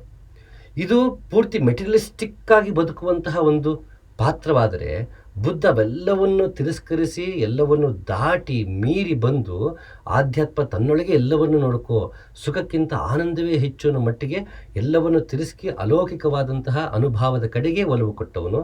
ಆತ ಪೂರ್ಣ ಸನ್ಯಾಸಿ, ಈತ ಪೂರ್ಣ ಸಂಸಾರಿ. ಇವೆರಡನ ಕೊನೆಗೆ ಅವನ ಹಾಲ್ಗೆ ಝೋರ್ಬಾದ ಬುದ್ಧ ಅಂತ ಹೆಸರಿಬಿಡ್ತಾನೆ ಓಶೋ. ಒಬ್ಬ ಸಂಸಾರಿ, ಒಬ್ಬ ಸನ್ಯಾಸಿ, ಇವರಿಬ್ಬರ ಹೆಸರನ್ನ ತನ್ನ ಹಾಲ್ಗೆ ಝೋರ್ಬಾದ ಬುದ್ಧ ಅಂತ ಹೆಸರಿಡ್ತಾನೆ. ಆಗ ಹಲವಾರು ಜನ ಟೀಕಿಸ್ತಾರ ಓಶೋನ, ನೀನು ನಮ್ಮ ಬುದ್ಧನ ನೀನು ಝೋರ್ಬಾ ಜೊತೆಗೆ ಹೆಸರು ಸೇರಿಸಬಾರ್ದು ಅಂತ. ತನ್ನದೇ ಆದ ಕಾರಣಗಳನ್ನ ಕೊಡ್ತಾನೆ ಓಶೋ. ನಮಗೇನಾಗುತ್ತೆ, ಕೆಲವೊಮ್ಮೆ ನಮ್ಮ ದೇಶದಲ್ಲಿ ಇರುವ ಹಲವು ವಿಷಯಗಳು ನಮಗೆ ಗೊತ್ತಿಲ್ಲ ಇವತ್ತು. ಉದಾಹರಣೆಗೆ ಜೈನರಲ್ಲಿ ಒಂದು ಕೃತಿ ಇದೆ, ಭರತೇಶ ವೈಭವ ಅಂತ. ರತ್ನಾಕರ ವರ್ಣಿ ರಚನೆ ಮಾಡಿದ್ದು. ಅವರು ಕೂಡ ರತ್ನಾಕರ ವರ್ಣಿ ದಾಸರಿಂದ, ವಚನ ಸಾಹಿತ್ಯದಿಂದ ಹಲವಾರಿಂದ ಪ್ರಭಾವಿತನಾಗಿ ಇದ್ದಂತಹ ವ್ಯಕ್ತಿ ರತ್ನಾಕರ ವರ್ಣಿ. ಇದರ ಬಗ್ಗೆ ಮುನಿರಾಜ ರಂಜಾಳವರು ಮಾತಾಡಿರೋದು ಸೈಂಟಿಸ್ಟ್ ಚಾನಲಲ್ಲೇ ಇದೆ. ಒಂದು 4 ಎಪಿಸೋಡ್ ಆಗಿ, ಸಂಚಿಕೆಗಳಾಗಿ ಅದನ್ನು ಮಾಡಿದ್ದೀನಿ. ಮುನಿರಾಜ್ ಸರ್ ಏನಿದ್ದಾರೆ ಮೂಡುಬಿದಿರೆಯಲ್ಲಿ, ಮುನಿರಾಜ ರಂಜಾಳ ಅವರು ತುಂಬ ಅಮೋಘವಾಗಿ ಭರತೇಶ ವೈಭವವನ್ನು ಪ್ರವಚನ ಮಾಡ್ತಾರೆ. ತುಂಬ ಚೆನ್ನಾಗಿರುತ್ತೆ ಅವ್ರ ಮಾತುಗಳು. ದಯವಿಟ್ಟು ಸಾಧ್ಯವಾದರೆ, ಆಸಕ್ತಿ ಇದ್ದರೆ ಆ ವಿಡಿಯೋಗಳನ್ನ ತಾವು ನೋಡ್ಬೋದು. ಆತ ಭರತೇಶ ವೈಭವದಲ್ಲಿ ರತ್ನಾಕರ ವರ್ಣಿ ಭರತನನ್ನು ಹೈಲೈಟ್ ಮಾಡ್ತಾನೆ. ತಮಗೆಲ್ಲ ಗೊತ್ತು, ಭರತ ಬಾಹುಬಲಿ ಸಹೋದರರಾಗಿದ್ದರು. ಭರತ ಬಾಹುಬಲಿ ನಡುವೆ ಯುದ್ಧ ನಡೆಯುತ್ತೆ. ಆಗ ಕೊನೆಗೆ ಬಾಹುಬಲಿ ಎಲ್ಲ ಗೆದ್ದರೂ ಕೂಡ ಎಲ್ಲವನ್ನು ತೊರೆದು ಆತ ಪರಿವ್ರಾಜಕನಾಗಿ ಎಲ್ಲವನ್ನು ತೊರೆದು ಹೋಗಿ ದಿಗಂಬರನಾಗಿ ನಿಂತು ಆತ್ಮ ಸಾಕ್ಷಾತ್ಕಾರ ಮಾಡಿಕೊಳ್ತಾನೆ. ಇದರಲ್ಲಿ ಸಾಮಾನ್ಯ ನೋಡಿದಾಗ ಇಲ್ಲಿ ಬಾಹುಬಲಿ ಹೀರೋ, ಭರತ ವಿಲನ್ ಅನ್ನೋ ಮಟ್ಟಿಗೆ, ಸುಮ್ಮನೆ ಆ್ಯಂಟಗನಿಸ್ಟ್ ಪ್ರೊಟಗನಿಸ್ಟ್ ಅನ್ನೋ ಮಟ್ಟಿಗೆ ನಾವು ನೋಡ್ಬಿಡ್ತೀವಿ. ಇಲ್ಲಿ ರತ್ನಾಕರ ವರ್ಣಿ ಭರತನನ್ನು ನಾಯಕನನ್ನಾಗಿ ಮಾಡಿಕೊಂಡು, ನಾಯಕನೇ ಕೇಂದ್ರ ವಸ್ತು, ನಾಯಕ ಅಂದ ತಕ್ಷಣ ಒಳ್ಳೆಯವನು ಕೆಟ್ಟವನು ಆ ಥರ ಎಲ್ಲ, ಕೇಂದ್ರ ವಸ್ತು ಅಂತ. ಸೊ ಆ ಭರತನನ್ನು ನಾಯಕನನ್ನಾಗಿ ಮಾಡಿಕೊಂಡು ಯೋಗ ಭೋಗ ಸಂಯೋಗವನ್ನು ನಮಗೆ ಹೇಳ್ತಾ ಹೋಗ್ತಾನೆ. ಅಂದರೆ ಒಂದು ಕಡೆ ಪೂರ್ತಿ ಭೋಗ, ಇಲ್ಲ ಪೂರ್ತಿ ಯೋಗ, ಒಂದು ಪೂರ್ತಿ ಮೆಟೀರಿಯಲಿಸ್ಟಿಕ್ ಆಗಿ ಬದುಕೋದು, ಇಲ್ಲ ಪೂರ್ತಿ ಸ್ಪಿರಿಚುವಲ್ ಅಂತ ಬದುಕ್ಬಿಡೋದು. ಈಗ ಏನಾಗುತ್ತೆ, ಸ್ಪಿರಿಚುಲಿಟಿ ಬೇಕು ಅನ್ನೋರು, ಅಯ್ಯೋ ನಾನು ಇಷ್ಟು ಮೆಟೀರಿಯಲಿಸ್ಟಿಕ್ ಆಗಿದ್ದೀನಲ್ಲಪ್ಪ, ನಂಗೆ ಸ್ಪಿರಿಚುಲಿಟಿ ಆಗುತ್ತಾ ಅನ್ನೋ ಒಂದು ಕೀಳರಿಮೆ ಕಾಡುತ್ತೆ. ಇಲ್ವಾ, ನಂಗೆ ಮೆಟೀರಿಯಲಿಸ್ಟಿಕ್ ಲೈಫೇ ಬೇಡ, ಫುಲ್ ಸ್ಪಿರಿಚುವಲ್ ಆಗ್ಬೋಣ ಅಂತ ಹೋಗೋರು ಇರ್ತಾರೆ. ಇದ್ರ ಮಧ್ಯೆ ಒಂದು ಇರಬೇಕಲ್ಲ, ಮಧ್ಯಮ ಮಾರ್ಗ, ಜೀವನದಲ್ಲಿ ಇದ್ದು ಇಲ್ಲದೇ ಇರುವ ಹಾಗೆ. ಹೇಗೆ ಕೃಷ್ಣ ಹೇಳ್ತಾನೆ, ತಾವರೆ ಎಲೆ ಮೇಲೆ ನೀರು ಬಿದ್ದರೂ ಕೂಡ ಹೇಗೆ ಎಲೆ ಒದ್ದೆ ಆಗೋದಿಲ್ವೋ ಆ ರೀತಿ ಇರಬೇಕು ಅಂತ. ಹೇಗಿರೋದು? ಇದ್ದು ಇಲ್ಲದೆ ಇರುವುದು ಹೇಗೆ? ಕರ್ಮ ಮಾಡುತ್ತಲೇ ಕರ್ಮವನ್ನು ಮೀರುವುದು ಹೇಗೆ? ಮಾಡುವಂತಿರಬೇಕು, ಮಾಡದಂತಿರಬೇಕು, ಮಾಡುವ ಮಾಟದಿ ತಾನು ಇಲ್ಲದಂತಿರಬೇಕು ಅಂತ ಬಸವಣ್ಣ ಏನು ಹೇಳ್ತಾರೆ, ಅದನ್ನು ಅಳವಡಿಸ್ಕೊಳ್ಳೋದು ಹೇಗೆ? ಇದನ್ನು ಯೋಗ ಭೋಗ ಸಂಯೋಗ ಅಂಥೇಳಿ ರತ್ನಾಕರ ವರ್ಣಿ ಭರತನನ್ನು ಆಯ್ಕೆ ಮಾಡ್ತಾರೆ. ಅಂದರೆ ಸಂಸಾರದಲ್ಲಿ ಇದ್ದುಕೊಂಡೇ ನೀವು ಆಧ್ಯಾತ್ಮವನ್ನು ಮಾಡ್ಬೋದಪ್ಪ, ಸಂಸಾರ ಬಿಟ್ಟೇ ಬರಬೇಕು ಅಂತಿಲ್ಲ, ಅದು ಒಂದು ಮಾರ್ಗವಿದೆ. ಆದರೆ ಅದೊಂದೇ ಮಾರ್ಗ ಅಲ್ಲ. ಸನ್ಯಾಸ ಮಾರ್ಗವಿದೆ, ಆದರೆ ಸನ್ಯಾಸ ಒಂದೇ ಮಾರ್ಗವಲ್ಲ. ನೀನು ಆತ್ಮ ಸಾಕ್ಷಾತ್ಕಾರ ಮಾಡ್ಕೊಳ್ಳೋದಕ್ಕೆ ಸಂಸಾರದಿದ್ದು ಮಾಡ್ಕೋಬೋದು. ಅದಕ್ಕೆ ಸೂಕ್ತ ಉದಾಹರಣೆ ಭರತ. ಬಾಹುಬಲಿ ಸಂಸಾರವನ್ನು ತೊರೆದು ಹೋದವನು, ಭರತ ಸಂಸಾರದಲ್ಲಿದ್ದೇ ಆಧ್ಯಾತ್ಮವನ್ನು ಸಾಧನೆ ಮಾಡಿದವನು, ಆತ್ಮ ಸಾಕ್ಷಾತ್ಕಾರ ಮಾಡಿಕೊಂಡವನಾದ್ದರಿಂದ ಪ್ರತಿಯೊಬ್ಬನು ಸಂಸಾರಿಯೂ ಕೂಡ ಆಧ್ಯಾತ್ಮವನ್ನು ಪ್ರಾಕ್ಟೀಸ್ ಮಾಡೋದು ಹೇಗೆ ಅಂತ ಬಂದಾಗ ಯೋಗ ಭೋಗ ಸಂಯೋಗಕ್ಕೆ ಪ್ರತೀಕವಾದಂಥ ಭರತನನ್ನು ಕೇಂದ್ರ ಬಿಂದುವಾಗಿಸ್ಕೊಂಡು ರತ್ನಾಕರ ವರ್ಣಿ ಭರತೇಶ ವೈಭವವನ್ನು ರಚಿಸ್ತಾನೆ. ಇಂತಹ ಯೋಗ ಭೋಗ ಸಂಯೋಗವನ್ನು ಹೇಳ್ಕೊಡೋಕ್ಕೇ ಓಶೋ ರಜನೀಶು ಝೋರ್ಬಾ ಮತ್ತು ಬುದ್ಧ ಇಬ್ಬರನ್ನು ತೊಗೊಂಡು ಕಂಬೈನ್ ಮಾಡ್ತಾನೆ. ಅವನು ಯಾವುದನ್ನು ತಿರಸ್ಕರಿಸಲ್ಲ ಓಶೋ, ಎಲ್ಲವನ್ನೂ ಒಳಗೊಳಿಸ್ತಾ ಹೋಗ್ತಾನೆ. ಇದೇನಾಗುತ್ತೆ, ಕೆಲವೊಮ್ಮೆ ಅದು ಓಶೋ ಆಗಿರಬಹುದು, ಬಸವಣ್ಣ, ಅಲ್ಲಮ, ಕಬೀರ, ಯೇಸು ಕ್ರಿಸ್ತ, ಇವರೆಲ್ಲರೂ ಕೊನೆಗೆ ಪೌರೋಹಿತಶಾಹಿ ವರ್ಗವನ್ನು ತಿರಸ್ಕರಿಸಿದವರು, ವೇದವನ್ನು ತಿರಸ್ಕರಿಸಿದವರಲ್ಲ, ಅಥವಾ ಗ್ರಂಥಗಳನ್ನ, ವೇದಗಳಂತ ಗ್ರಂಥಗಳನ್ನು, ಮೂಲ ಗ್ರಂಥಗಳು, ಪ್ರತಿಯೊಂದು ಧರ್ಮದ್ದು ಮೂಲ ಗ್ರಂಥ ಅಂತಿರುತ್ತೆ, ಆ ಮೂಲ ಗ್ರಂಥವನ್ನು ತಿರಸ್ಕರಿಸಿದವರಲ್ಲ. ಆ ಗ್ರಂಥದ ಹಿಡ್ಕೊಂಡು ಹೇಗೆ ನಾವು ಗಿಣಿಪಾಠ ಮಾಡ್ತಾ ಹೋಗ್ಬಿಡ್ತೀವಿ, ಪಂಡಿತರಂತ ಇರ್ತಾರೆ, ಅದ್ರ ಬಗ್ಗೆ ಅನುಭವ ಇಲ್ಲದೆ ವ್ಯಾಖ್ಯಾನ ಬರೀತಾರೆ, ಇವರ ವಿರುದ್ಧ ಇದ್ದರೆ ಹೊರತು ಮೂಲ ಗ್ರಂಥದ ವಿರುದ್ಧ ಅಲ್ಲ, ಅಥವಾ ಮೂಲ ಆಶಯದ ವಿರುದ್ಧ ಅಲ್ಲ. ಉದಾಹರಣೆಗೆ ಯೇಸು ಕ್ರಿಸ್ತ ಯಹೂದಿಗಳ ಮುಂದೆ ಈ ದೇವಸ್ಥಾನ ಯಾಕೆ ಬೇಕು, ಒಡೆದಾಕಿ ಮೂಲದಿಂದ ಕಟ್ತೀನಿ ಅಂತ ಹೇಳ್ತಾರೆ. ಎನ್ನ ಕಾಲೇ ಕಂಬ, ದೇಹವೇ ದೇಗುಲ, ಶಿರವೇ ಹೊನ್ನ ಕಲಶವಯ್ಯ ಅಂತ ಏನು ಹೇಳ್ತಾರೆ, ಹಾಗೆ 1, 2, 3 ಇಲ್ಲಿ ಯೇಸು ಅದನ್ನು 3 ದಿನಗಳಲ್ಲಿ ಕಟ್ಕೊಡ್ತೀನಿ ಅಂತ ಯೇಸು ಹೇಳ್ತಾನೆ. ಅಂದರೆ ಆತ ಪೌರೋಹಿತಶಾಹಿ ವರ್ಗದ ವಿರುದ್ಧ, ದೇವರ ಹೆಸರಲ್ಲಿ ಪ್ರತಿನಿಧಿಯಾಗಿ ನಿಂತು ಜನರನ್ನು ಯಾರು ದೋಚ್ತಾರೋ ಅವರ ವಿರುದ್ಧವೇ ಹೊರತು ಆತ ಧರ್ಮ ನಂಬಿಕೆಗಳ ವಿರುದ್ಧವಲ್ಲ. ಯಾವ ದಾರ್ಶನಿಕರು ನೋಡಿದಾಗ, ಈಗ ಕಬೀರ್ ದಾಸರು ನೋಡಿದ್ರೆ ಯಾಕೆ ಸುಮ್ಮನೆ ಜಪ ಮಾಡಿ ಇಟ್ಕೊಂಡು ಜಪ ಮಾಡ್ತಾರೆ, ವೇಸ್ಟು ಅಂತಾರೆ. ಯಾಕಂದ್ರು ಅರಿವಿಲ್ಲದೆ ಮಾಡಿದ್ರೆ ವೇಸ್ಟು ಅಂತ ಅಷ್ಟೇ. ಈಗ ಅಲ್ಲಮ ಪ್ರಭು ನಾಥಪಂಥವನ್ನು ಜರಿಯುವಂತಹ ವಚನಗಳು ಸಿಗುತ್ತೆ, ಅಲ್ಲಿ ವೇದಗಳನ್ನು ಜರಿಯುವಂತಹ ವಚನಗಳು ಬಸವಣ್ಣನಲ್ಲಿ ಸಿಗುತ್ತೆ, ಅಲ್ಲಮ ಪ್ರಭುದಲ್ಲಿ ಸಿಗುತ್ತೆ, ಎಲ್ಲ ವಚನಕಾರರು ಸಿಗುತ್ತೆ. ಅದರ್ಥ ಬರೆಯೋದಿಟ್ಕೊಂಡು ನೀವು ಪುಸ್ತಕಗಳನ್ನ ಇಟ್ಕೊಂಡು ಹೊಡೆದಾಡಿದ್ರೆ ಪ್ರಯೋಜನ ಇಲ್ಲ. ನಂದೇ ಸರಿ, ನಂದೇ ಶ್ರೇಷ್ಠ ಅನ್ನೋದು ಬೇಡ. ಗಿಣಿಪಾಠ ಮಾಡಬೇಡಿ, ಸಾರವನ್ನು ತಿಳಿಯಿರಿ. ಅಲ್ಲಿ ವೇದಪ್ರಿಯವೆಂಬರು ವೇದಪ್ರಿಯನಲ್ಲ, ನಾದಪ್ರಿಯ ಎಂಬರು ನಾದಪ್ರಿಯನಲ್ಲ ಅಂತ ಯಾಕೆ ಹೇಳಿದ್ರು? ವೇದಪ್ರಿಯ ಅಂತಷ್ಟೇ ಬರೀ 4 ಗ್ರಂಥಗಳ ಪ್ರಿಯ ಅಂತಲ್ಲ, ವೇದ ಅಂದರೆ ಜ್ಞಾನದ ಪ್ರಿಯ. ನೀವು ಗ್ರಂಥಗಳ ಪ್ರಿಯ ಮಾಡ್ಕೊಂಡಿದ್ದೀರಾ. ನಾದ ಪ್ರಿಯ ಅಂದರೆ ಓಂಕಾರವೆನ್ನುವ ನಾದ ಇದೆಯಲ್ಲ, ಅದರ ಪ್ರಿಯ ಶಿವ. ನಾದ ಅಂತಷ್ಟು ನಾವು ಜಾಂಗಟೆ ಬಾಡಿಸೋದು, ಮತ್ತೊಂದು ಮಾಡೋದು, ಜೋರಾಗಿ ಹಾಡಾಡೋದು ಅದಲ್ಲಪ್ಪ. ನಾದ ಅಂದರೆ ಓಂಕಾರ, ಶಿವ ನಾದ ಪ್ರಿಯ. ಇದು ನೀವು ಅರ್ಥ ಮಾಡ್ಕೊಳ್ಳದೆ ನೀವು ಜೋರಾಗಿ ಭಜನೆ ಮಾಡ್ಕೊಂಡು ಮತ್ತೊಂದು ಮಾಡ್ಕೊಂಡು ಕೂತ್ಕೊಂಡ್ರೆ ಪ್ರಯೋಜನ ಇಲ್ಲ. ನಾದವನ್ನು ಕೇಳಿಸ್ಕೊಳ್ಳಿ, ಒಳಗೆ ಓಂಕಾರ ತಾನಾಗೆ ನುಡಿತಿದೆ ಅಂತ ನಾದ ಕೇಳಿಸ್ಕೋಬೇಕು. ಅಂತ ಭಕ್ತಿ ಪ್ರಿಯ ಅಂತ ಬಸವಣ್ಣ ಹೇಳುವಾಗ ಅಲ್ಲಿ ಎಡಪಂಥದವರು, ಇವತ್ತಿನ ಎಡಪಂಥದವರು, ಸಮಾಜಕ ಸುಧಾರಕರು ಅಥವಾ ಅಂಥವ್ರುಗಳನ್ನ, ಅದನ್ನು ಅಂಥವ್ರುಗಳ ಪ್ರೋಗ್ರೆಸಿವ್ ಥಿಂಕರ್ಸ್ ಅಂತ ಅಂತಾರೆ.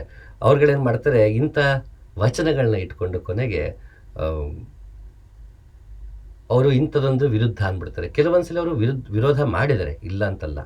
ಆದರೆ ಅದನ್ನು ನಾವು ನೋಡುವ ಬಗೆ ಕೆಲವೊಮ್ಮೆ ನಾವು ಸಮಾಜದ ಒಳಿತಿಗಾಗೂ ಬಳಸೋರು ಇದ್ದಾರೆ, ಆ ರೀತಿ ವಚನಗಳನ್ನು ಎಚ್ಚರಿಕೆ ಮೂಡಿಸೋದಕ್ಕೆ. ಇನ್ನು ಕೆಲವರು ಸಮಾಜವನ್ನು ವಿಭಜನೆ ಮಾಡೋದಕ್ಕೂ ಇಂಥ ವಚನಗಳನ್ನ ಬಳಸೋರಿದ್ದಾರೆ. ಅದು ಅವರವರಿಗೆ ಬಿಟ್ಟಿದ್ದು, ಅದರ ಗೊಡವೆಗೆ ನಾವೀಗ ಹೋಗೋದು ಬೇಡ. ಆದರೆ ಮೂಲ ಆಶಯ ನಾವು ಒಂದು ಅರ್ಥ ಮಾಡ್ಕೋಬೇಕು. ಪ್ರತಿಯೊಬ್ಬ ದಾರ್ಶನಿಕನ ಆಶಯ ಏನಂದರೆ ಪೌರೋಹಿತಶಾಹಿ ವರ್ಗ, ಮೂಢನಂಬಿಕೆ ಮತ್ತು ಇಮಿಟೇಷನ್ನು, ಯಾವುದ್ರ ಬಗ್ಗೆ ಅರಿವಿಲ್ಲ ಸುಮ್ಮನೆ ಮಾಡುವುದರ ಬಗ್ಗೆ ಅವರಿಗೆ ಆಕ್ಷೇಪ. ರೋಜಾ ನಮಾಜಿ ರಬ್ಬಾನ ರಾಜಿ ಅಂತ ಶರೀಫ್ ಅಜ್ಜ ಅಂತಾರೆ.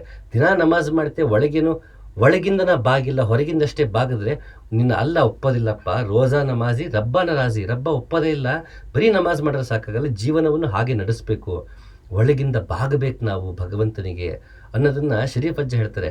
ಪ್ರತಿಯೊಂದು ಧರ್ಮದಲ್ಲಿ ಇರುವಂತಹ ದಾರ್ಶನಿಕರು ಆಯಾ ಧರ್ಮದಲ್ಲಿರುವಂತಹ ಮೂಢನಂಬಿಕೆ, ಪೌರೋಹಿತಶಾಹಿ ವರ್ಗ ಮತ್ತು ಅರಿವು ಇಲ್ಲದೆ ನಡೆಸುವ ಆಚರಣೆಗಳ ವಿರುದ್ಧ ಪ್ರತಿಭಟಿಸಿದ್ದಾರೆ. ಅದರಲ್ಲಿ ಓಶನೂ ಕೂಡ ಒಬ್ಬ. ಬರೀ ಓಶ ಮಾತ್ರ ತಿರಸ್ಕರಿಸಿದ್ದಾನೆ ಅಂತಲ್ಲ, ಯಾವುದೇ ದಾರ್ಶನಿಕರ ವಚನಗಳನ್ನು ನೋಡಿ, ಹಿತ ನುಡಿಗಳನ್ನು ನೋಡಿ ಅಲ್ಲಿ ಈ ರೀತಿ ಖಂಡನೆ ಮಾಡುವಂತಹ ಸಾಲುಗಳು ಸಿಗುತ್ತೆ. ಇದರ ಉದ್ದೇಶ ಪೌರೋಹಿತಶಾಹಿ ವರ್ಗವನ್ನು, ಮತ್ತು ಪೌರೋಹಿತಶಾಹಿ ವರ್ಗ ಅಂದ ತಕ್ಷಣ ಯಾವುದೊಂದು ಜಾತಿಗೆ ಸೀಮಿತ ಮಾಡ್ಕೊಳ್ಳೋದಲ್ಲ. ಪ್ರತಿಯೊಂದು ಧರ್ಮದಲ್ಲೂ ಪೌರೋಹಿತಶಾಹಿ ವರ್ಗ ಇದ್ದೇ ಇರುತ್ತೆ. ದೇವರ ಹೆಸರಲ್ಲಿ, ಧರ್ಮದ ಹೆಸರಲ್ಲಿ, ಪಾಪ ಪುಣ್ಯ ನಂಬಿಕೆಗಳ ಹೆಸರಲ್ಲಿ ಜನರನ್ನು ದೋಚುವ ವರ್ಗ ಇದೆಯಲ್ಲ, ಅದನ್ನು ಪೌರೋಹಿತಶಾಹಿ ವರ್ಗ ಅಂತ ಕಾರ್ಲ್ ಮಾರ್ಕ್ಸ್ ಹೇಳಿದ್ದು. ಕಾರ್ಲ್ ಮಾರ್ಕ್ಸ್ ಇದ್ದ ಜಾಗದಲ್ಲಿ ಯಾವ ಬ್ರಾಹ್ಮಣನೂ ಇರಲಿಲ್ಲ. ಕಾರ್ಲ್ ಮಾರ್ಕ್ಸ್ ಬ್ರಾಹ್ಮಣ ವಿರುದ್ಧ ಅನ್ನೋಕ್ಕಾಗಲ್ಲ. ಇಲ್ಲಿಗೆ ಬಂದ ಇಲ್ಲಿಗೆ ಕಮ್ಯುನಿಸಮ್ ಬಂದಾಗ ಇಲ್ಲಿ ಬ್ರಾಹ್ಮಣ ವಿರೋಧಿನೋ ಮತ್ತೊಂದು ವಿರೋಧ ಶುರು ಮಾಡ್ತಾರೆ. ಎಡಪಂಥ ಬಲಪಂಥದ ಕಿತ್ತಾಟ ತಮಗೆ ಗೊತ್ತೇ ಇದೆ. ಕಾರ್ಲ್ ಮಾರ್ಕ್ಸ್ ಇದ್ದ ಜಾಗದಲ್ಲಿ ಯಾರಿದ್ರು? ಅಲ್ಲಿ ಪೌರೋಹಿತಶಾಹಿ ವರ್ಗ ಇತ್ತು. ಖಲೀಲ್ ಜಿಬ್ರಾನ್ ಇದ್ದ ಜಾಗದಲ್ಲಿ, ಜೀಸಸ್ ಇದ್ದ ಜಾಗದಲ್ಲಿ, ಎಲ್ಲ ಕಡೆಯೂ ಪೌರೋಹಿತಶಾಹಿ ವರ್ಗ ಇದೆ. ಪ್ರತಿಯೊಂದು ಧರ್ಮದಲ್ಲೂ ಇದ್ದೇ ಇದೆ. ನಂಬಿಕೆಗಳ ಹೆಸರಲ್ಲಿ ಎಕ್ಸ್ಪ್ಲಾಯ್ಟ್ ಮಾಡುವಂತಹ ಸಮುದಾಯ ಪ್ರತಿ ಧರ್ಮದಲ್ಲೂ ಇರುತ್ತೆ. ಇದೇ ಅಂದ ತಕ್ಷಣ ಅವರ ಪರವಾಗಿದ್ದೀನಿ ಅಂತಲ್ಲ, ನಾನು ಕೂಡ ಅದರ ವಿರೋಧಿನೇ. ಹಾಗಂತ ನಾನು ಎಡಪಂಥೀಯ ಆಗ್ಬಿಡಲ್ಲ. ಅದು ಪರ ವಹಿಸ್ತಿದ ತಕ್ಷಣ ಬಲಪಂಥೀಯವೂ ಅಲ್ಲ. ಎಡಬಲ ಪಂಥದ ಆಚೆ ನೋಡುವಂತಹ ದೃಷ್ಟಿಕೋನವನ್ನೇ ಇವತ್ತು ನಾವು ಕಳ್ಕೊಳ್ಳಂಗಾಗಿದೆ. ಇದರ ಆಚೆ ಒಂದು ದೃಷ್ಟಿ ಅದೇನೆಂದರೆ ದಾರ್ಶನಿಕರ ದೃಷ್ಟಿ. ದಾರ್ಶನಿಕರನ್ನು ಎಡಬಲ ಪಂಥದವರು ಬಳಸ್ಕೊಂಡು ತಮ್ಮ ಬೇಳೆಕಾಳು ಬೇಯಿಸ್ಕೊತಿರ್ತಾರೆ. ಅದು ಯಾವ ಮಟ್ಟಿಗೆ ಸರಿ ತಪ್ಪು ಅದು ಅವರವರ ಚರ್ಚೆಗೆ ಬಿಟ್ಟಿದ್ದು. ಹಾಗಾಗಿ ಓಶನ ನಾವು ನೋಡುವಾಗ ಮೊದಲು ಅರ್ಥ ಮಾಡ್ಕೋಬೇಕು, ಆತ ಇಮಿಟೇಷನ್ ಗೇಮ್ನ ತಪ್ಪಿಸೋಕ್ಕೆ ಪ್ರಯತ್ನ ಪಟ್ಟವನು. ಆದರೆ ಕೆಲವೊಂದ್ಸಲಿ ಏನಾಗುತ್ತೆ, ಒಂದ್ಸಲಿ ಮೈಸೂರಲ್ಲಿ ಒಂದಷ್ಟು ಜನ ಸೇರಿದ್ವಿ, ಓಶೋ ಫಾಲೋಯರ್ಸ್ ಅನ್ನೋರು ಸಿಕ್ಕಿದ್ರು. ಅವ್ರ ಜೊತೆ ಮಾತಾಡ್ತಾ ಸಮಾನ ಮನಸ್ಕರೆಲ್ಲ ಸೇರಿರೋದ್ರಿಂದ ಅಂತ ಒಂದು ವಾಕ್ಯ ಬಳಸ್ತೆ. ಆಗ ಒಬ್ರು ಕೇಳಿದ್ರು ನನಗೆ, ಓಶೋ ಹೇಳಿದಾನೆ ಸಮಾನ ಮನಸ್ಕರು ಇಲ್ಲ ಅಂತ, ನೀನು ಓಶೋ ಕರೆಕ್ಟಾಗಿ ಓದಿಲ್ಲ, ನೀನು ತಪ್ಪು ತಿಳ್ಕೊಂಡಿದ್ಯಾ, ಸಮಾನ ಮನಸ್ಕರು ಇಲ್ಲ ಅಂತ ಓಶೋ ಹೇಳಿಲ್ವಾ, ಹಂಗಿದ್ಮೇಲೆ ನೀನು ಯಾಕೆ ಸಮಾನ ಮನಸ್ಕರು ನಾವು ಅಂತಂತಿದ್ಯಾ ಅಂತ ಕೇಳಿದ್ರು. ಖಾರವಾಗಿ ಕೇಳಿದ್ರು. ನಾನು ಕೇಳಿದೆ, ನೀವು ಒಪ್ತೀರಾ ಓಶೋ ರಜನೀಶು ಸಮಾನ ಮನಸ್ಕರು ಇಲ್ಲ ಅಂತ ಹೇಳಿ ನೀವು ಒಪ್ತೀರಾ ಅಂತ ಕೇಳಿದೆ. ಹೌದು ಅಂದರು. ಜೊತೆಗೆ ಒಂದು 4 ಜನ ಇದ್ರು. 4 ಜನನ ಕೇಳಿದೆ, ನೀವು ಸಮಾನ ಮನಸ್ಕರು ಇಲ್ಲ ಅಂತ ಓಶೋ ಹೇಳಿದ್ರು ಒಪ್ತೀರಾ ಅಂತ. ಹ್ಞೂ ಅಂದರು. ನೀವು ಈ ವಿಷಯದಲ್ಲಿ ಸಮಾನ ಮನಸ್ಕರಾಗಿರೋದಕ್ಕೆ ಓಶೋ ಹೇಳಿದ ಮಾತ್ರ 4 ಜನ ಒಪ್ಪಿದ್ದೀರಾ, ಇಲ್ಲ ನೀವು ಸಮಾನ ಮನಸ್ಕರಾಗ್ತಾನೆ ಇರಲಿಲ್ಲ. ಸಮಾನ ಮನಸ್ಕರಾಗಿದ್ದಕ್ಕೆ ಅವನು ಹೇಳಿದ ಸ್ಟೇಟ್ಮೆಂಟ್ 4 ಜನ ಒಪ್ಪಿದ್ದೀರಾ. ನೀವು ಸಮಾನ ಮನಸ್ಕರ ಅಲ್ಲ ಅಂದಿದ್ರೆ, ಓಶೋ ಹೇಳ್ದಂಗೆ ಯಾರು ಸಮಾನ ಮನಸ್ಕರ ಅಲ್ಲ ಅನ್ನಂಗಿದ್ರೆ ಈ ಸ್ಟೇಟ್ಮೆಂಟ್ ಒಪ್ತಾನೆ ಇರಲಿಲ್ಲ ಅಂತ. ಓಶೋ ಯಾವ ಕಾಂಟೆಕ್ಸ್ಟಲ್ಲಿ ನೀವು ಸಮಾನ ಮನಸ್ಕರು ಇರೋಕ್ಕೆ ಸಾಧ್ಯ ಇಲ್ಲ ಯಾರುವೆ ಅಂತ ಹೇಳ್ದ ಅನ್ನೋದು ಕಾಂಟೆಕ್ಸ್ಟ್ ನಾವು ಅರ್ಥ ಮಾಡ್ಕೊಂಡಿಲ್ಲ ಅಂತಂದರೆ ನಾವು ಮತ್ತೆ ಇಮಿಟೇಷನ್ ಶುರು ಮಾಡ್ತೀವಿ. ಓಶೋ ಹೇಳಿದಾನೆ ಸಮಾನ ಮನಸ್ಕರು ಇಲ್ಲ ಅಂತ ಸುಮ್ಮನೆ ಗಿಣಿಪಾಠ ಮಾಡೋಕ್ಕೆ ಶುರು ಮಾಡ್ತೀವಿ. ಅದನ್ನು 5 ಜನ ಒಪ್ಕೋತಿದ್ದಾರೆ, ಅದರ್ಥ ಅಲ್ಲೇ 5 ಜನ ಸಮಾನ ಮನಸ್ಕರು ಅಂತ ಅರ್ಥ ಆಯಿತು. ಹಾಗಾದ್ರೆ ಓಶೋ ಹೇಳಿದ ಮಾತು ಸುಳ್ಳ? ಅದರ್ಥ ಓಶೋ ಯಾವ ಕಾಂಟೆಕ್ಸ್ಟಲ್ಲಿ ಅದನ್ನು ಹೇಳ್ದ, ಅದು ಓಶೋ ಅಂತನಲ್ಲ. ಯಾವುದೇ ನಾವು ದಾರ್ಶನಿಕನ ವಿಷಯಕ್ಕೆ ಬಂದಾಗ ಅವನು ಯಾವ ಕಾಂಟೆಕ್ಸ್ಟಲ್ಲಿ ಹೇಳ್ದ ನಮ್ಗೆ ಗೊತ್ತಾಗಬೇಕು. ಅದು ಗೊತ್ತಾಗಬೇಕು ಅಂದರೆ ನನಗೆ ಇವನ ಮಾತು ಅರ್ಥವಾಗಿದೆ ಎನ್ನುವುದನ್ನು ಡ್ರಾಪ್ ಮಾಡಬೇಕು. ನನಗೆ ಈ ಮಾತು ಹೀಗೆ ಹೇಳಿದ್ದಾನೆ ಅಂತ ಯಾವಾಗ ಫಿಕ್ಸ್ ಆಗ್ತೀವಿ ಆಗ ನಾವು ಅವನ ಕಾಂಟೆಕ್ಸ್ಟ್ನ ಮರ್ತ್ಬಿಡ್ತೀವಿ. ಇದು ಓಶೋ ವಿಷಯಕ್ಕಲ್ಲ, ಎಲ್ಲ ಗುರುಗಳ ವಿಷಯಕ್ಕೂ ಅದು ಅನ್ವಯಿಸುವಂಥದ್ದು. ಅದಾಗಬೇಕು ಅಂದರೆ ಆ ಗುರುವನ್ನು ಸಮಗ್ರವಾಗಿ ಓದಬೇಕು. ಈಗ ದೇಹದಲ್ಲೇ ಇಲ್ಲ ಆ ವ್ಯಕ್ತಿ ಅಂತಂದಾಗ ಅವನ ಹತ್ರ ನಾವು ಸಂದೇಹ ಕೇಳ್ಕೊಳ್ಳೋಕ್ಕಾಗಲ್ಲ. ಯಾಕಪ್ಪ ಹೀಗೆ ಹೇಳಿದೆ ಅಂತ ಓಶನ್ ಕೇಳೋಕ್ಕಾಗಲ್ಲ, ಕಬೀರನ್ ಕೇಳೋಕ್ಕಾಗಲ್ಲ, ನಾವು ಬಸವಣ್ಣನ ಕೇಳೋಕ್ಕಾಗಲ್ಲ, ಅಲ್ಲಮ ಪ್ರಭುನ ಕೇಳೋಕ್ಕಾಗಲ್ಲ. ಆಗಬೇಕು ಅಂತಂದರೆ ನಾವು ಇಡಿಯಾಗಿ ಆತನನ್ನು ಓದಬೇಕು. ಮತ್ತು ಅವನ ಕಾಲಘಟ್ಟ ನಮಗೆ ಅರಿವಲ್ಲಿರಬೇಕು. ಆತ ಈ ಕಾಲಘಟ್ಟದವನು, ಈ ಪ್ರದೇಶದವನು, ಅವತ್ತಿನ ಸಾಮಾಜಿಕ ರಾಜಕೀಯ ಮತ್ತು ಧಾರ್ಮಿಕ ಪರಿಸ್ಥಿತಿಗಳು ಯಾವ ರೀತಿ ಇತ್ತು, ಇದರ ಅರಿವಿಲ್ಲ ಅಂತಂದರೆ ನಾವು ಯಾವ ಕಾಂಟೆಕ್ಸ್ಟಲ್ಲಿ ಯಾವ ಪರಿಭಾಷೆಯಲ್ಲಿ ಆ ಗುರು ಹೇಳಿದ್ದಾನೆ ಎನ್ನುವುದರಲ್ಲಿ ಗೊಂದಲ ಉಂಟಾಗುತ್ತೆ. ಹಾಗಾಗಿ ನಾವು ಇದನ್ನು ಮೊದಲು ಅರಿವಲ್ಲಿಟ್ಕೋಬೇಕು. ಹಾಗಾಗಿ ನಾನು ಮೊದಲು ಸಜೆಸ್ಟ್ ಮಾಡೋದು ತುಂಬ ಇಷ್ಟವಾದದ್ದು ಝೋರ್ಬಾದ ಬುದ್ಧ. ಬಹುಶಃ ಇದನ್ನು ಓದಿದ್ರೆ ನಾನು ಸನ್ಯಾಸಿ ಆಗಬೇಕಾ ಬೇಡವಾ, ನಾನು ಇಷ್ಟೆಲ್ಲ ಮಾಡ್ಕೊಂಡಿದ್ದೀನಿ ಜೀವನದಲ್ಲಿ, ಮೆಟಲಿಸ್ಟಿಕ್ ಆಗಿದ್ದೀನಿ, ನನಗೆ ಸ್ಪಿರಿಚುಲಿಟಿ ದಕ್ಕತ್ತಾ ಇಲ್ವಾ, ಈ ಕೀಳರಿಮೆಗಳಿತ್ತು, ಅಥವಾ ಸಮಾಜದಲ್ಲಿ ಇದ್ಕೊಂಡೇ ನಾವು ಸನ್ಯಾಸಿ ಆಗಿರುವುದು ಹೇಗೆ, ನಾನು ಸಂಸಾರ ಇದ್ಕೊಂಡೇ ಆಧ್ಯಾತ್ಮವನ್ನು ಪಾಲಿಸುವುದು ಹೇಗೆ, ನಾನು ಹೇಗೆ ನನ್ನನ್ನು ಕಲ್ಟಿವೇಟ್ ಮಾಡ್ಕೋಬೇಕು ಅನ್ನೋ ಗೊಂದಲಗಳಿದ್ದರೆ ಝೋರ್ಬಾದ ಬುದ್ಧನ ಓದೋದು ಸೂಕ್ತ ಅನ್ನೋದು ನನ್ನ ಅಭಿಪ್ರಾಯ ಓಶೋ ವಿಷಯಕ್ಕೆ ಬಂದಾಗ. ಇನ್ನು ಸಾಮಾನ್ಯ ಗಂಡು ಹೆಣ್ಣಿನ ವಿಷಯಕ್ಕೆ ಬಂದಾಗ ಸಂಬಂಧಗಳಲ್ಲಿ ನಮ್ಮದೇ ಆದಂಥ ತೊಳಲಾಟಗಳು, ಭಿನ್ನಾಭಿಪ್ರಾಯಗಳು, ಜಗಳಗಳೆಲ್ಲ ಇದ್ದಿದ್ದೆ. ಸಾಮಾನ್ಯ ಅದಕ್ಕೆ ಸಂಬಂಧಪಟ್ಟಂಗೆ ನನಗೆ ಪುಸ್ತಕಗಳು ಕೇಳಿದಾಗ ಯಾವ ಪುಸ್ತಕ ಓದಬೇಕು ಅಂದಾಗ ಸಾಮಾನ್ಯ ನಾನು 4 ಪುಸ್ತಕವನ್ನು ಸಜೆಸ್ಟ್ ಮಾಡ್ತೀನಿ. ಅದು ಹೊರತು ಬೇರೆ ಒಳ್ಳೊಳ್ಳೆ ಪುಸ್ತಕಗಳು ಇರ್ಬೋದು. ನಾನು ಸಜೆಸ್ಟ್ ಮಾಡೋದು ಈ 4.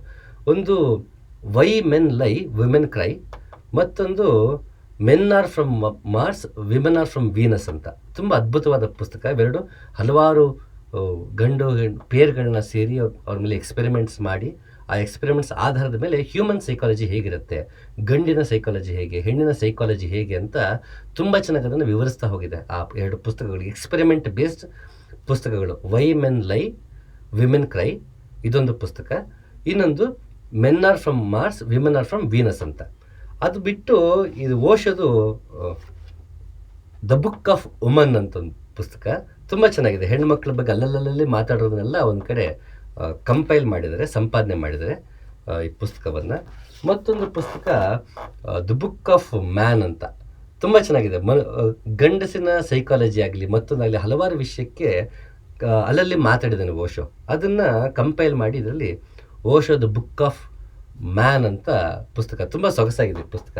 ಇದನ್ನು ಯಾರು ಓದ್ಬೇಕು ಕೇಳಿದ್ರೆ ಎಲ್ಲರೂ ಓದ್ಬೋದು. ದ ಬುಕ್ ಆಫ್ ಮ್ಯಾನ್ನ ಗಂಡು ಓದ್ಬೋದು, ಹೆಣ್ಣು ಓದ್ಬೋದು. ದ ಬುಕ್ ಆಫ್ ವುಮನ್ನ ಗಂಡು ಓದ್ಬೋದು, ಹೆಣ್ಣು ಓದ್ಬೋದು. ಇದು ತುಂಬ ಇನ್ಸೈಟ್ ಕೊಡುತ್ತೆ ಅವನ ವಿಷಯದಲ್ಲಿ.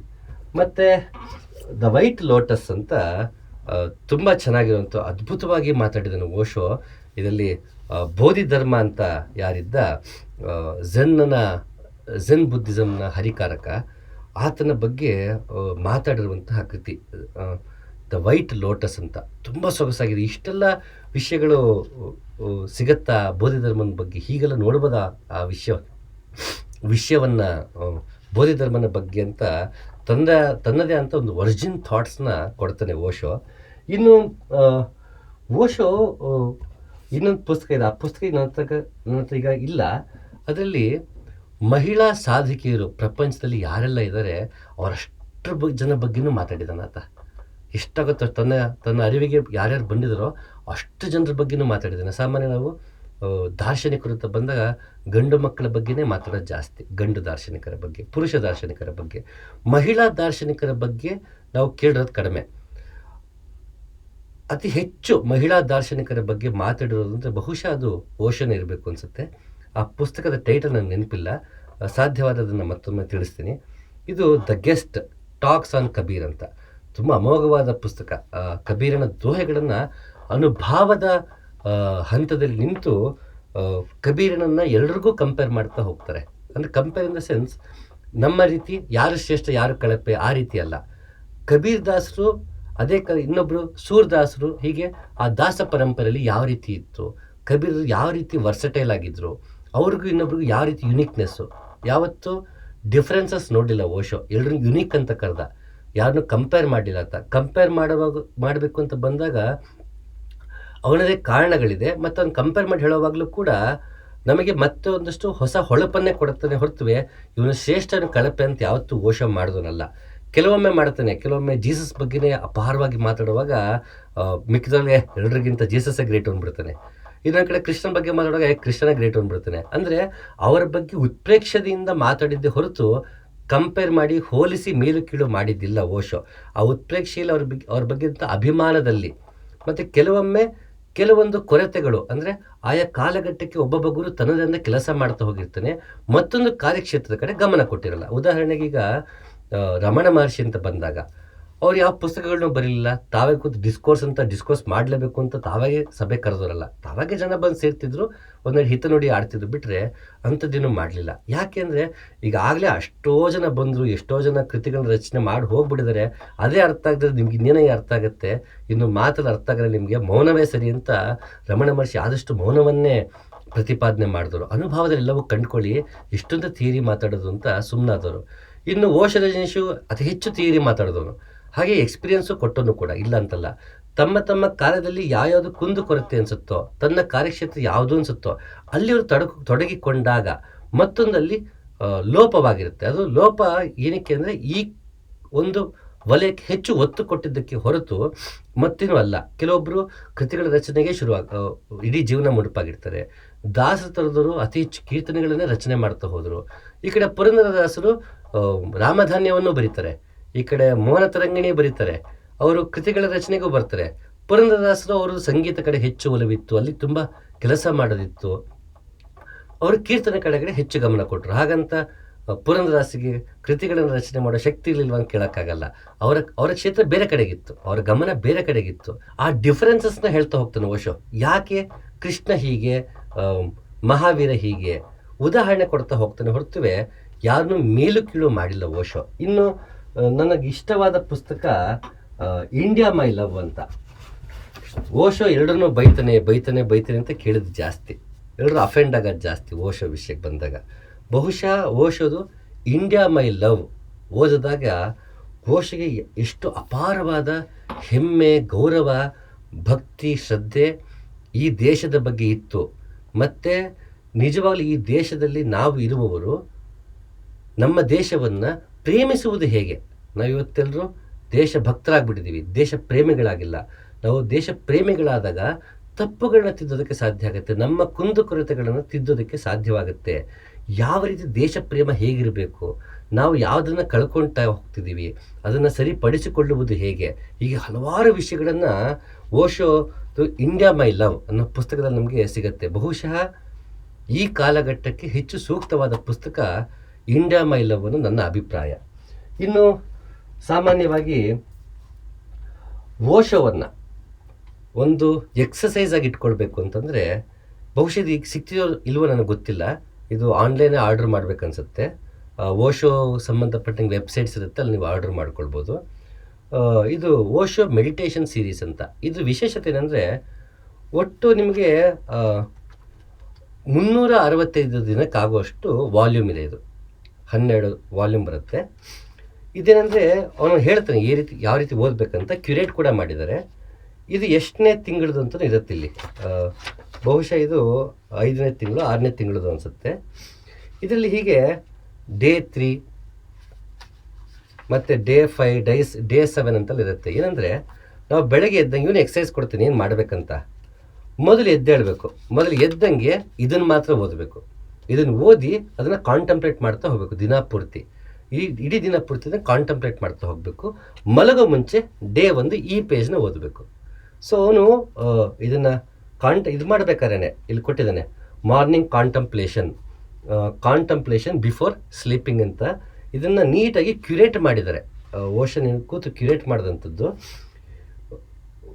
365 ದಿನಕ್ಕೆ ಎಕ್ಸಸೈಸ್ ಕೊಟ್ಟಂಗೆ ಓಶೋ. ತುಂಬ ಸೊಗಸಾಗಿದೆ, ಚಿಕ್ಕದು ಮತ್ತು ಓದೋದಕ್ಕೂ ಸುಲಭ. ನಮಗೆ ಇವತ್ತು ದಿನ ಓದೋದಕ್ಕೆ ಸಮಯ ಇಲ್ಲ ಅಂತಂದಾಗ ಏನು ಮಾಡ್ಬೋದು ಅಂದರೆ, ಬಹುಶಃ ಈ ಸೀರೀಸ್ನ ತೊಗೊಂಡು ಬರ್ಬೋದು. ಮುಖಬೆಲೆ ಆಗ ಇದಕ್ಕೆ 95 ರೂಪಾಯಿ ಇತ್ತು, ಈಗ ಎಷ್ಟಿದೆ ಗೊತ್ತಿಲ್ಲ, ಚೆಕ್ ಮಾಡಬೇಕು. ಒಟ್ಟು ಇದು 12 ಪುಸ್ತಕಗಳಿದೆ ಈ ರೀತಿ. Surrender to existence, say yes, love is a free bird, love is a gift, stranger to the earth, ಹೀಗೆ ಎಲ್ಲವೂ ಇದೆ. Dew drop in the ocean, ಇದು 11ನೇ ಪುಸ್ತಕ. ಕ್ಷಮಿಸಿ, ಇದು 11ನೇ ಪುಸ್ತಕ. ತುಂಬ ಸೊಗಸಾಗಿ ಚಿಕ್ಕ ವಿಷಯಗಳನ್ನೇ ಕೊಡ್ತಾನೆ. ನಮಗೆ ದಿನ ಓದೋಕ್ಕೆ ಸಮಯ ಇಲ್ಲ ಅನ್ನೋರು ಇಷ್ಟೊಂದು ದಿನಕ್ಕೊಂದ್ಸಲಿ ಓದ್ಬೋದು. ಬೆಳಗ್ಗೆ ಎದ್ದಂಗೆ, ರಾತ್ರಿ ಮಲಗುವ ಸಮಯ ಇರುತ್ತನ್ನ ಕಾರಣಕ್ಕೆ ಸಾಮಾನ್ಯ ರಾತ್ರಿ ಹೊತ್ತಿಗೆ ಜಾಸ್ತಿ ಕೊಟ್ಟಿರ್ತಾನೆ. ತುಂಬ ಸೊಗಸಾಗಿದೆ. Only one thing helping you to find your own voice, your own still small voice. Once you have found it in the function of the outer master, he is finished, because you have found your own inner master. And the real master is always working so that you can find your own source of light. He does not want you to depend on him, because all dependence is slavery.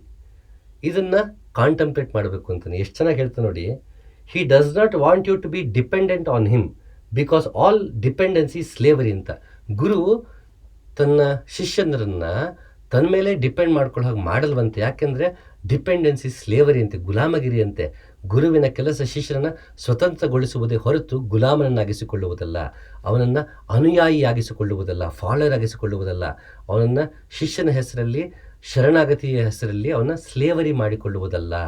ಸ್ವತಂತ್ರ ಚಿಂತನೆ ಮಾಡೋದಕ್ಕೆ ಅನುವು ಮಾಡಿಕೊಡುವವನು ಗುರು ಅನ್ನೋದನ್ನು ತುಂಬ ಸೊಗಸಾಗಿ ಹೇಳ್ತಾನೆ ಓಶೋ. ಇದಕ್ಕೆ ಒಂದು ಕತೆ ಕೂಡ ಇದೆ. ಬುದ್ಧನ ಶಿಷ್ಯ ಒಬ್ಬ ಮಹಾಕಶ್ಯಪ ಅನಿಸುತ್ತೆ, ಹೆಸರು ಮಾಡ್ತೈತೆ, ಕ್ಷಮಿಸಿ. ಆತ ಇನ್ನೇ ಬುದ್ಧತ್ವವನ್ನು ತಲುಪುವ ಹಂತಕ್ಕೆ ಹೋಗಿರ್ತಾನೆ. ಆದರೆ ತಡೀತಿರ್ತಾನೆ, ಬೇಡಪ್ಪ ನಂಗೆ ಬುದ್ಧತ್ವ ಬೇಡ ಅಂತ.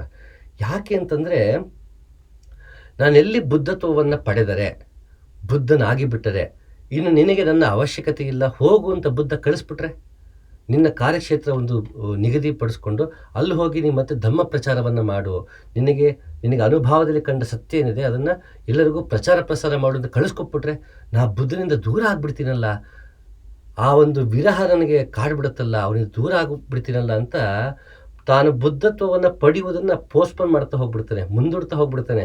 ಬುದ್ಧ ನೋಡ್ತಾನೆ, ಏನಪ್ಪ ಇದು, ಇವನಿಗೆಲ್ಲ ಇತ್ತಲ್ಲ, ಬೋಧಿಸತ್ವನಾಗಿದ್ದಾನಲ್ಲ, ಇವನು ಬುದ್ಧನಾಗೂ ಎಲ್ಲ ಗುಣಗಳಿದ್ರು ಯಾಕೆ ಹಿಂಗೆ ತಡೀತಾ ಇದ್ದಾನಲ್ಲ, ಮುಂದೂಡ್ತಾ ಇದ್ದಾನಲ್ಲ ಅಂತ ಕೇಳ್ತಾನೆ, ಯಾಕಪ್ಪ ಹೀಗೆ ಅಂತ. ಆಗ ಅವನು ಹೇಳ್ತಾನೆ ಕಾರಣಗಳನ್ನ, ಇಲ್ಲಪ್ಪ ನಿನ್ನ ಬಿಟ್ಟಿರೋಕ್ಕಾಗ್ತಾ ಇಲ್ಲ, ಬುದ್ಧನಾಗ್ಬಿಟ್ರೆ ನಿನ್ನನ್ನು ಕಳಿಸ್ಬಿಡ್ತಿ ಅಲ್ಲಿಂದ, ನಿನ್ನ ಬಿಟ್ಟಿರೋದಕ್ಕೆ ನನ್ನ ಕೈಲಿ ಆಗಲ್ಲಪ್ಪ, ನಿನ್ನ ಕಳ್ಕೊಂಡ್ಬಿಡ್ತೀನೋ ಕಾರಣಕ್ಕೆ ನಾನು ಬುದ್ಧತ್ವವನ್ನೇ ಬೇಡ ಅಂದ್ಬಿಟ್ಟಿದ್ದೀನಿ ಅಂತಾನೆ. ಬುದ್ಧ ಆಗ ಅಂತಾನೆ, ಇಲ್ಲಪ್ಪ ನನ್ನ ಕೆಲಸವೇ ನಾನು ಬುದ್ಧನಾಗಿದ್ದೇನೆ, ನಿನ್ನನ್ನು ಬುದ್ಧನಾಗಿಸುವುದೇ ನನ್ನ ಕೆಲಸ, ಹಾಗೆ ತಡಿಬಾರ್ದು, ಸ್ವತಂತ್ರನಾಗಿರಬೇಕು. ಗುರು ಶಿಷ್ಯ ಅಂದರೆ ತಾನು ಸ್ವತಂತ್ರನಾಗಿರೋದು, ಶಿಷ್ಯನ ಸ್ವತಂತ್ರಗೊಳಿಸುವುದೇ. ಆದ್ದರಿಂದ ಭವಬಂಧನಗಳಿಂದ ಬಿಡಿಸಬೇಕು ಅಂದಮೇಲೆ ಗುರುವಿನಿಂದಲೂ ಬಿಡಿಸಬೇಕು. ಗುರು ಶಿಷ್ಯನನ್ನು ಗುರಿಗೆ ಅಂಟಿಸಿಕೊಂಡರೆ ಮತ್ತೊಂದು ಬಂಧನಕ್ಕೆ ಸಿಲುಕಾಕೊಂಡಾಗೆ. ಸಂಸಾರ ಬಂಧನದಿಂದ ಕಳಿಸಿಕೊಳ್ಬೇಕು ಅಂದಮೇಲೆ ಗುರುವಿನ ಬಂಧನದಿಂದಲೂ ಕಳಿಸಿಕೊಳ್ಳಬೇಕು. ಆ ಕೆಲಸ ಯಾವನು ಮಾಡ್ತಾನೋ ಆತನೇ ನಿಜವಾದ ಗುರು. ಹಾಗಾಗಿ ಬುದ್ಧ ಏನು ಮಾಡ್ತಾನೆ, ಅವನನ್ನು ಇಲ್ಲ ಹಾಗೆ ಮಾಡಬೇಡ, ನೀನು ಕೂಡ ಬುದ್ಧನಾಗಲೇಬೇಕು, ಮುಂದೂಡಬೇಡ ಅಂತ ಹೇಳ್ತಾನೆ. ಅದನ್ನೇ ಇಲ್ಲಿ ಓಶೋ ಹೇಳ್ತಾ ಇದ್ದಾನೆ, ಯಾವ ಗುರು ಶಿಷ್ಯರನ್ನು ಡಿಪೆಂಡ್ ಮಾಡಿಸ್ಕೊಂಡ್ಬಿಡ್ತಾನೋ ಆತ ಗುರುವೇ ಅಲ್ಲ, ಹಾಗಾಗಿ ಅದು ಸ್ಲೇವರಿ ಆಗಿಬಿಡುತ್ತೆ, ನೀನು ಕೂಡ ಇಂಡಿಪೆಂಡೆಂಟ್ ಆಗಬೇಕು ಅಂತ ಓಶೋ ಹೇಳ್ತಾನೆ. ದ ಇಂಡಿಪೆಂಡೆಂಟ್ ಮೈಂಡ್ ಅಂತ ತುಂಬ ಸೊಗಸಾಗಿದೆ. ಮನುಷ್ಯ ಸ್ವತಂತ್ರವಾಗಿ ಯೋಚಿಸುವುದು ಹೇಗೆ? ಎಲ್ಲರೂ ಸ್ವತಂತ್ರವಾಗಿ ಬದುಕೋದ್ರ ಬಗ್ಗೆ ಯೋಚನೆ ಮಾಡ್ತೀವಿ, ಸ್ವತಂತ್ರವಾಗಿ ಯೋಚನೆ ಮಾಡೋದ್ರ ಬಗ್ಗೆನೇ ನಾವು ಯೋಚನೆ ಮಾಡಲ್ಲ. ನಾವು ಯಾವಾಗ ಸ್ವತಂತ್ರವಾಗಿ ಯೋಚನೆ ಮಾಡ್ತೀವಿ ಆಗ ಮಾತ್ರ ಸ್ವತಂತ್ರವಾಗಿ ಬದುಕೋಕ್ಕೆ ಸಾಧ್ಯ. ಇಲ್ಲ ಅಂದರೆ ಸ್ವೇಚ್ಛಾಚಾರ ಆಗಿಬಿಡುತ್ತೆ. ನಾನು ಅನ್ಕೊಂಡಾಗೆ ಬದುಕೋದು ಸ್ವಾತಂತ್ರ್ಯ ಅಲ್ಲ, ನಾನು ಅನ್ಕೊಂಡಾಗೆ ಬದುಕೋದು ಸ್ವೇಚ್ಛಾಚಾರ. ಹಾಗಾಗಿ ಸ್ವತಂತ್ರವಾಗಿ ಯೋಚಿಸಿದಾಗ ಮಾತ್ರ ಸ್ವತಂತ್ರವಾಗಿ ಬದುಕೋಕ್ಕೆ ಸಾಧ್ಯ. ಖಲೀಲ್ ಜಿಬ್ರಾನ್ ಕಡೆ ಅಂತಾನೆ, a man can be free without being great, but no man can be great without being free ಅಂತ. ಒಬ್ಬ ಮನುಷ್ಯ ಗ್ರೇಟ್ ಆಗದೇನೆ, ಮಹಾನ್ ಆಗದೇನೆ ಸ್ವತಂತ್ರವಾಗಿ ತನ್ನ ಇಷ್ಟ ಬಂದಾಗ ಆರಾಮಾಗಿ ಬದುಕ್ಬೋದು. ಆದರೆ ಒಬ್ಬ ಮಹಾನ್ ವ್ಯಕ್ತಿ ಆಗಬೇಕು ಅನ್ನೋ ಸ್ವತಂತ್ರನಾಗಿ ಇರಲೇಬೇಕು, ಇಲ್ಲಾಂದ್ರೆ ಸಾಧ್ಯವೇ ಇಲ್ಲ ಅಂತ. ಮಹಾನ್ ಆಗದೇ ಸ್ವತಂತ್ರನಾಗಿರ್ಬೋದು, ಆದರೆ ಒಬ್ಬ ಮಹಾನ್ ಆಗಬೇಕು ಅಂದರೆ ಸ್ವತಂತ್ರನಾಗಿರ್ಬೇಕಂದ್ರೆ ಸ್ವತಂತ್ರ ಚಿಂತಕನಾಗಿರಬೇಕು. ಯಾವಾಗ ಸ್ವತಂತ್ರ ಚಿಂತಕನಾಗ್ತಾನೆ ಅವನ ಬದುಕು ಸ್ವತಂತ್ರವಾಗ್ತಾ ಹೋಗುತ್ತೆ, ಅವನ ಜೊತೆಗೆ ಯಾರ್ಯಾರು ಸೇರ್ತಾರೋ ಎಲ್ಲರೂ ಸ್ವತಂತ್ರ ಆಗ್ತಾ ಹೋಗ್ತಾರೆ.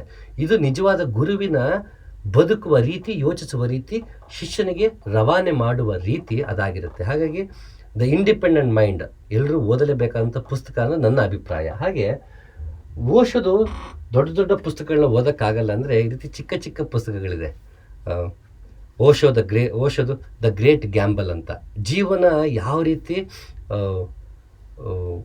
ಅನ್ಸರ್ಟನ್ ಆಗಿರುತ್ತೆ, ಹೇಗೆಲ್ಲ ನಮ್ಮ ಕಡೆಗೆ ಅನಿರೀಕ್ಷಿತವಾಗಿ ಹೊಡೆತಗಳನ್ನು ಕೊಡುತ್ತೆ, ನಮ್ಮ ಕಡೆಗೆ ದಾಳಿ ಮಾಡುತ್ತೆ, ಅದನ್ನು ಬದುಕನ್ನು ನವಿರಾಗಿ ಅದನ್ನು ಅಷ್ಟೇ ನಗುತ್ತಾ ಎದುರಿಸುವುದು ಹೇಗೆ ಅಂತ ತುಂಬ ಚೆನ್ನಾಗಿ ಹೇಳ್ತಾ ಹೋಗ್ತಾನೆ. ತುಂಬ ಸೊಗಸಾಗಿದೆ ಪುಸ್ತಕಗಳು. ಇದರಲ್ಲಿ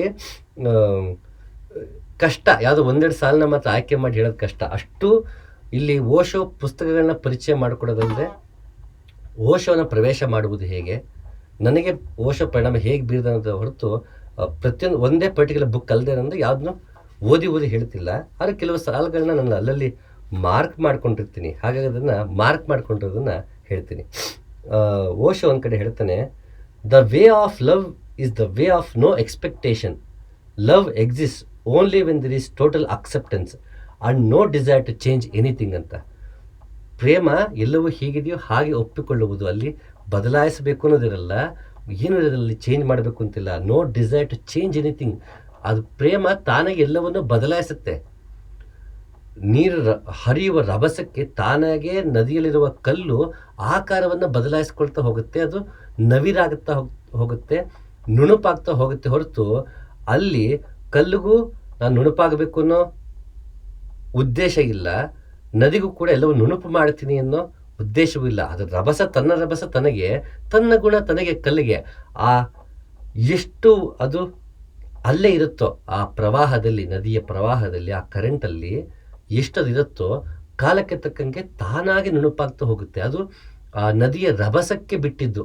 ಆ ಶಕ್ತಿ ಆ ರಭಸಕ್ಕೆ, ನದಿಯ ರಭಸ ಇದೆಯಲ್ಲ ಅದರ ಶಕ್ತಿ ತಾನಾಗೆ ಕಾಲಕ್ಕೆ ತಕ್ಕಂತೆ ಎಲ್ಲವನ್ನು ನುಣುಪು ಮಾಡ್ತಾ ನವಿರು ಮಾಡ್ತಾ ಹೋಗ್ಬಿಡುತ್ತೆ. ಹಾಗೆ ಪ್ರೇಮವು ಅಂತ ಅಗಾಧವಾದ ಶಕ್ತಿಯಾದ್ದರಿಂದ ಅದು ತಾನಾಗಿ ಎಲ್ಲವನ್ನು ಬದಲಾಯಿಸುತ್ತೆ ಹೊರತು ನಾವಾಗೆ ಬದಲಾಯಿಸ್ತೀವಿ ಅನ್ನೋದಲ್ಲ ಪ್ರೇಮ ಅಂತ. ತುಂಬ ಸೊಗಸಾಗಿ ನಿಷ್ಕಲ್ಮಶ ಪ್ರೇಮ ಮತ್ತು ನಿಷ್ಕಾಮ ಪ್ರೇಮವನ್ನು ಎಷ್ಟು ಸೊಗಸಾಗಿ ಹೇಳ್ತಾನೆ ಓಶೋ. ತುಂಬ ಚೆನ್ನಾಗಿರುತ್ತೆ. Mind at it's best can be A great intellectual but it can never be a great intelligence ಅಂತ. ಈ ಇಂಟೆಲೆಕ್ಟ್ಗೂ ಇಂಟೆಲಿಜೆನ್ಸ್ಗೂ ವ್ಯತ್ಯಾಸವನ್ನು ಮತ್ತೆ ಮುಂದೆ ಹೇಳ್ತಾ ಹೋಗ್ತಾನೆ. ಮೈನ್ಯೂಟು ಇಂಟೆಲಿಜೆನ್ಸು ಇಂಟೆಲೆಕ್ಟ್ಗೂ ಏನು ವ್ಯತ್ಯಾಸ, ನಮಗದು ಗಮನವೇ ಬರಲ್ಲ ಎಷ್ಟೋ ಸಲ. ಅಂತಹ ಮೈನ್ಯೂಟ್ ಡಿಫ್ರೆನ್ಸಸ್ನು ಕೂಡ ಒಂದು ಥಿನ್ನ ಲೇಯರ್ ಇರುತ್ತೆ ಎಲ್ಲ ಕಡೆನೂ. ಒಂದೊಂದು ಕೇಳೋದಕ್ಕೆ ಎರಡು ಪದ ಒಂದೇ ಅರ್ಥ ಅನಿಸುತ್ತೆ, ಆದರೆ ಎರಡು ಬೇರೆಯದೇ ಆಯಾಮಗಳನ್ನು ಮತ್ತು ಪರಿಭಾಷೆಯನ್ನು ಹೊಂದಿರುತ್ತೆ. ಹಾಗಾಗಿ ಎರಡು ಪದಗಳಾಗಿರುತ್ತೆ. ಒಂದೇ ಅರ್ಥ ಕೊಡುವಂಥ ಎರಡು ಪದ ಮಾಡುವ ಅವಶ್ಯಕತೆ ಇಲ್ಲ. ಅಲ್ಲಿ ಎರಡು ಪದ ಇದೆ, ಎರಡು ಅರ್ಥ ಇದೆ ಅಂತಲೇ ಅರ್ಥ. ನಾವು ಕೊನೆಗೆ ಕೆಲವೊಂದ್ಸಲ ಏನು ಮಾಡ್ಕೊಳ್ತೀವಿ, ಎಲ್ಲವನ್ನು ಜನರಲೈಸ್ ಮಾಡ್ಕೊಂಡು ಅರ್ಥ ಮಾಡ್ಕೊಳ್ಳೋಕೆ ಶುರು ಮಾಡಿರ್ತೀವಿ. ಆಗ ನಮಗೆ ಎಮೋಷನ್ಸು, ಥಾಟ್ಸ್ ಇವೆಲ್ಲವನ್ನು ಗ್ರಹಿಸೋದಕ್ಕೆ ಕಷ್ಟ ಆಗುತ್ತೆ. ನಾವು ಯಾವಾಗ ಆಯಾ ಪದಗಳಾದ ಅರ್ಥವನ್ನೇ ನಾವು ಗ್ರಹಿಸೋದಕ್ಕೆ ಶುರು ಮಾಡ್ತೀವಿ, ನಮ್ಮ ಭಾವನೆಗಳು ಮತ್ತು ಚಿಂತನೆಗಳು ವ್ಯಕ್ತವಾಗುವ ರೀತಿ ಕೂಡ ಬದಲಾಗ್ತಾ ಹೋಗುತ್ತೆ. ಉದಾಹರಣೆಗೆ ನನಗೆ ಹೆಚ್ಚು ನನ್ನ ಪದಕೋಶ ಚೆನ್ನಾಗಿತ್ತು ಅಂತ ಅಂದ್ಕೊಳ್ಳೋಣ. ಬತ್ತಳಿಕೆಯಲ್ಲಿ ಹೆಚ್ಚು ಪದಗಳಿದೆ ಅಂತಂದಾಗ ನಾನು ಆಡುವ ಮಾತಲ್ಲಿ ಎಲ್ಲವೂ ಚೆನ್ನಾಗಿದೆ ಅಂತ ಮುಗಿಸಲ್ಲ. ರುಚಿಯಾಗಿ ತಿಂದಾಗ ಇದು ರುಚಿಯಾಗಿದೆ, ಖಾರವಾಗಿದೆ, ಹುಳಿಯಾಗಿದೆ, ಸಪ್ಪೆಯಾಗಿದೆ, ಹೀಗೆ ಹಲವಾರು ಪದಗಳು ಬರುತ್ತೆ. ಸೊಗಸಾಗಿದೆ, ರಮಣೀಯವಾಗಿದೆ, ಹೀಗೆ ಹಲವಾರು ರೀತಿ ನಾವು ಹೇಳುವಾಗ ಪದಗಳು ನಮ್ಗೆ ಸಿಗ್ತಾ ಹೋಗುತ್ತೆ. ನಾವು ಊಟವನ್ನು ರಮಣೀಯವಾಗಿದೆ ಅನ್ನೋಕ್ಕಾಗಲ್ಲ. ನಾವು ಏನು ಕಾಣಿಸ್ತದೆ ಅದನ್ನು ರಮಣೀಯವಾಗಿದೆ ಅಂತ ಅನ್ಬೋದು, ಅದನ್ನು ಮತ್ತು ರುದ್ರಮಣೀಯ ಅನ್ಬೋದು. ಹೀಗೆ ಹಲವಾರು ಪದಗಳು ನಮಗೆ ಬಳಸುವಾಗ ಏನಾಗುತ್ತೆ, ನಮ್ಮ ಭಾವನೆ ಯಾವುದು ಮತ್ತು ಅದನ್ನು ಹೇಗೆ ನಾನು ಗ್ರಹಿಸ್ತಾ ಇದ್ದೀನಿ ಅನ್ನೋದು ನಾವು ಬಳಸುವ ಪದದ ಮೇಲೆ ನಿರ್ಧಾರವಾಗಿರುತ್ತೆ. ನಾವು ಯಾವಾಗ ನಮ್ಮ ಬತ್ತಳಿಕೆಯಲ್ಲಿ ಹೆಚ್ಚು ಪದಗಳಿರುತ್ತೆ ಆಗ ನಮ್ಮ ಮಾತು ತುಂಬ ಸೊಗಸಾಗಿರುತ್ತೆ. ಅದಕ್ಕೆ ಸರ್ವಜ್ಞನ ಕಡೆ ಅಂತಾನೆ, ಮಾತು ಬಲ್ಲಾತಂಗೆ ಮಾತೊಂದು ಮಾಣಿಕವು, ಮಾತು ತಾನರಿಯದ ಅಧಮಂಗೆ ಮಾಣಿಕವು ತೂತು ಬಿದ್ದಂಥ ಸರ್ವಜ್ಞ ಅಂತ. ಹಾಗೆ ಮಾತು ಚೆನ್ನಾಗಿರಬೇಕು ಅಂತಂದರೆ ನಮ್ಮಲ್ಲಿನ ಪದಗಳು ಅಷ್ಟೇ ಚೆನ್ನಾಗಿರಬೇಕು. ಅದು ವೊಕ್ಯಾಬ್ಯುಲರಿ ಚೆನ್ನಾಗಿದ್ದಾಗ ವರ್ಬಾಸಿಟಿ ಚೆನ್ನಾಗಿರುತ್ತೆ. ನನ್ನಲ್ಲಿ ಬತ್ತಳಿಕೆ ಪದಗಳು ಜಾಸ್ತಿ ಇದ್ದಾಗ ನನ್ನ ಮಾತು ಮತ್ತಷ್ಟು ಸೊಗಸಾಗಿರುತ್ತೆ. ಯಾವಾಗ ನನ್ನ ಮಾತು ಸೊಗಸಾಗಿರುತ್ತೆ, ಇಂಪಾಗಿರುತ್ತೆ, ಆಗ ತಾನಾಗೆ ಮಾತಿನಿಂದ ಉಂಟಾಗುವ ಅಪಾರ್ಥಗಳು ಕಡಿಮೆ ಆಗುತ್ತೆ ಮತ್ತು ಮಾತಿನಿಂದ ಉಂಟಾಗುವಂತಹ ಕಲಹಗಳು ಕೂಡ ಕಡಿಮೆ ಆಗುತ್ತೆ. ಹಾಗಾಗಿ ನಾವು ಹೆಚ್ಚು ಹೆಚ್ಚು ಪದಗಳನ್ನು ಮತ್ತು ಅದರದೇ ಆದಂಥ ಅರ್ಥಗಳನ್ನ ತಿಳ್ಕೊಳ್ಳೋದು ತುಂಬ ಮುಖ್ಯ. ನೋಡೋದಕ್ಕೆ ಇಷ್ಟೆಲ್ಲ ಮಾಡಬೇಕು ಅನಿಸುತ್ತೆ, ಆದರೆ ಯಾವಾಗ ನಾವು ಅದನ್ನು ಮಾಡ್ತಾ ಹೋಗ್ತೀವಿ, ಹೆಚ್ಚು ಹೆಚ್ಚು ಪದಗಳನ್ನು ತಿಳ್ಕೊಳ್ತಾ ಹೋಗ್ತೀವಿ, ನಮ್ಮ ಮಾತು ಎಷ್ಟು ಫಿಲ್ಟರ್ ಆಗ್ತಾ ಹೋಗುತ್ತೆ ನಮಗೆ ಗೊತ್ತಿಲ್ಲ. ಜೀವನ ಒಂದಷ್ಟು ಹಸನಾಗ್ತಾ ಹೋಗುತ್ತೆ, ಒಂದಷ್ಟು ತಿಳಿಯಾಗ್ತಾ ಹೋಗುತ್ತೆ. ನನ್ನ ಸುತ್ತಮುತ್ತಲ ಪರಿಸರ ಮತ್ತಷ್ಟು ಶಾಂತಿ ನೆಮ್ಮದಿಯಿಂದ ಕೂಡುತ್ತೆ. ಹಾಗಾಗಿ ಈ ಇಂಟೆಲಿಜೆನ್ಸ್ ಆ್ಯಂಡ್ ಇಂಟೆಲೆಕ್ಟ್ ಈ ವ್ಯತ್ಯಾಸವನ್ನು ತಿಳ್ಕೊಬೇಕು ಅಂದಾಗ ಓಶೋ ರಜನೀಶ್ ಮಾತೆಲ್ಲ ಕೇಳಬೇಕು. ಹೀಗೆ ಹಲವಾರು ವಿಷಯಗಳಿರುತ್ತೆ. Intelligence needs freshness, intellect can only do that which it has been trained for. It is just like a parrot. It can repeat exactly what you have taught it. It is a computer.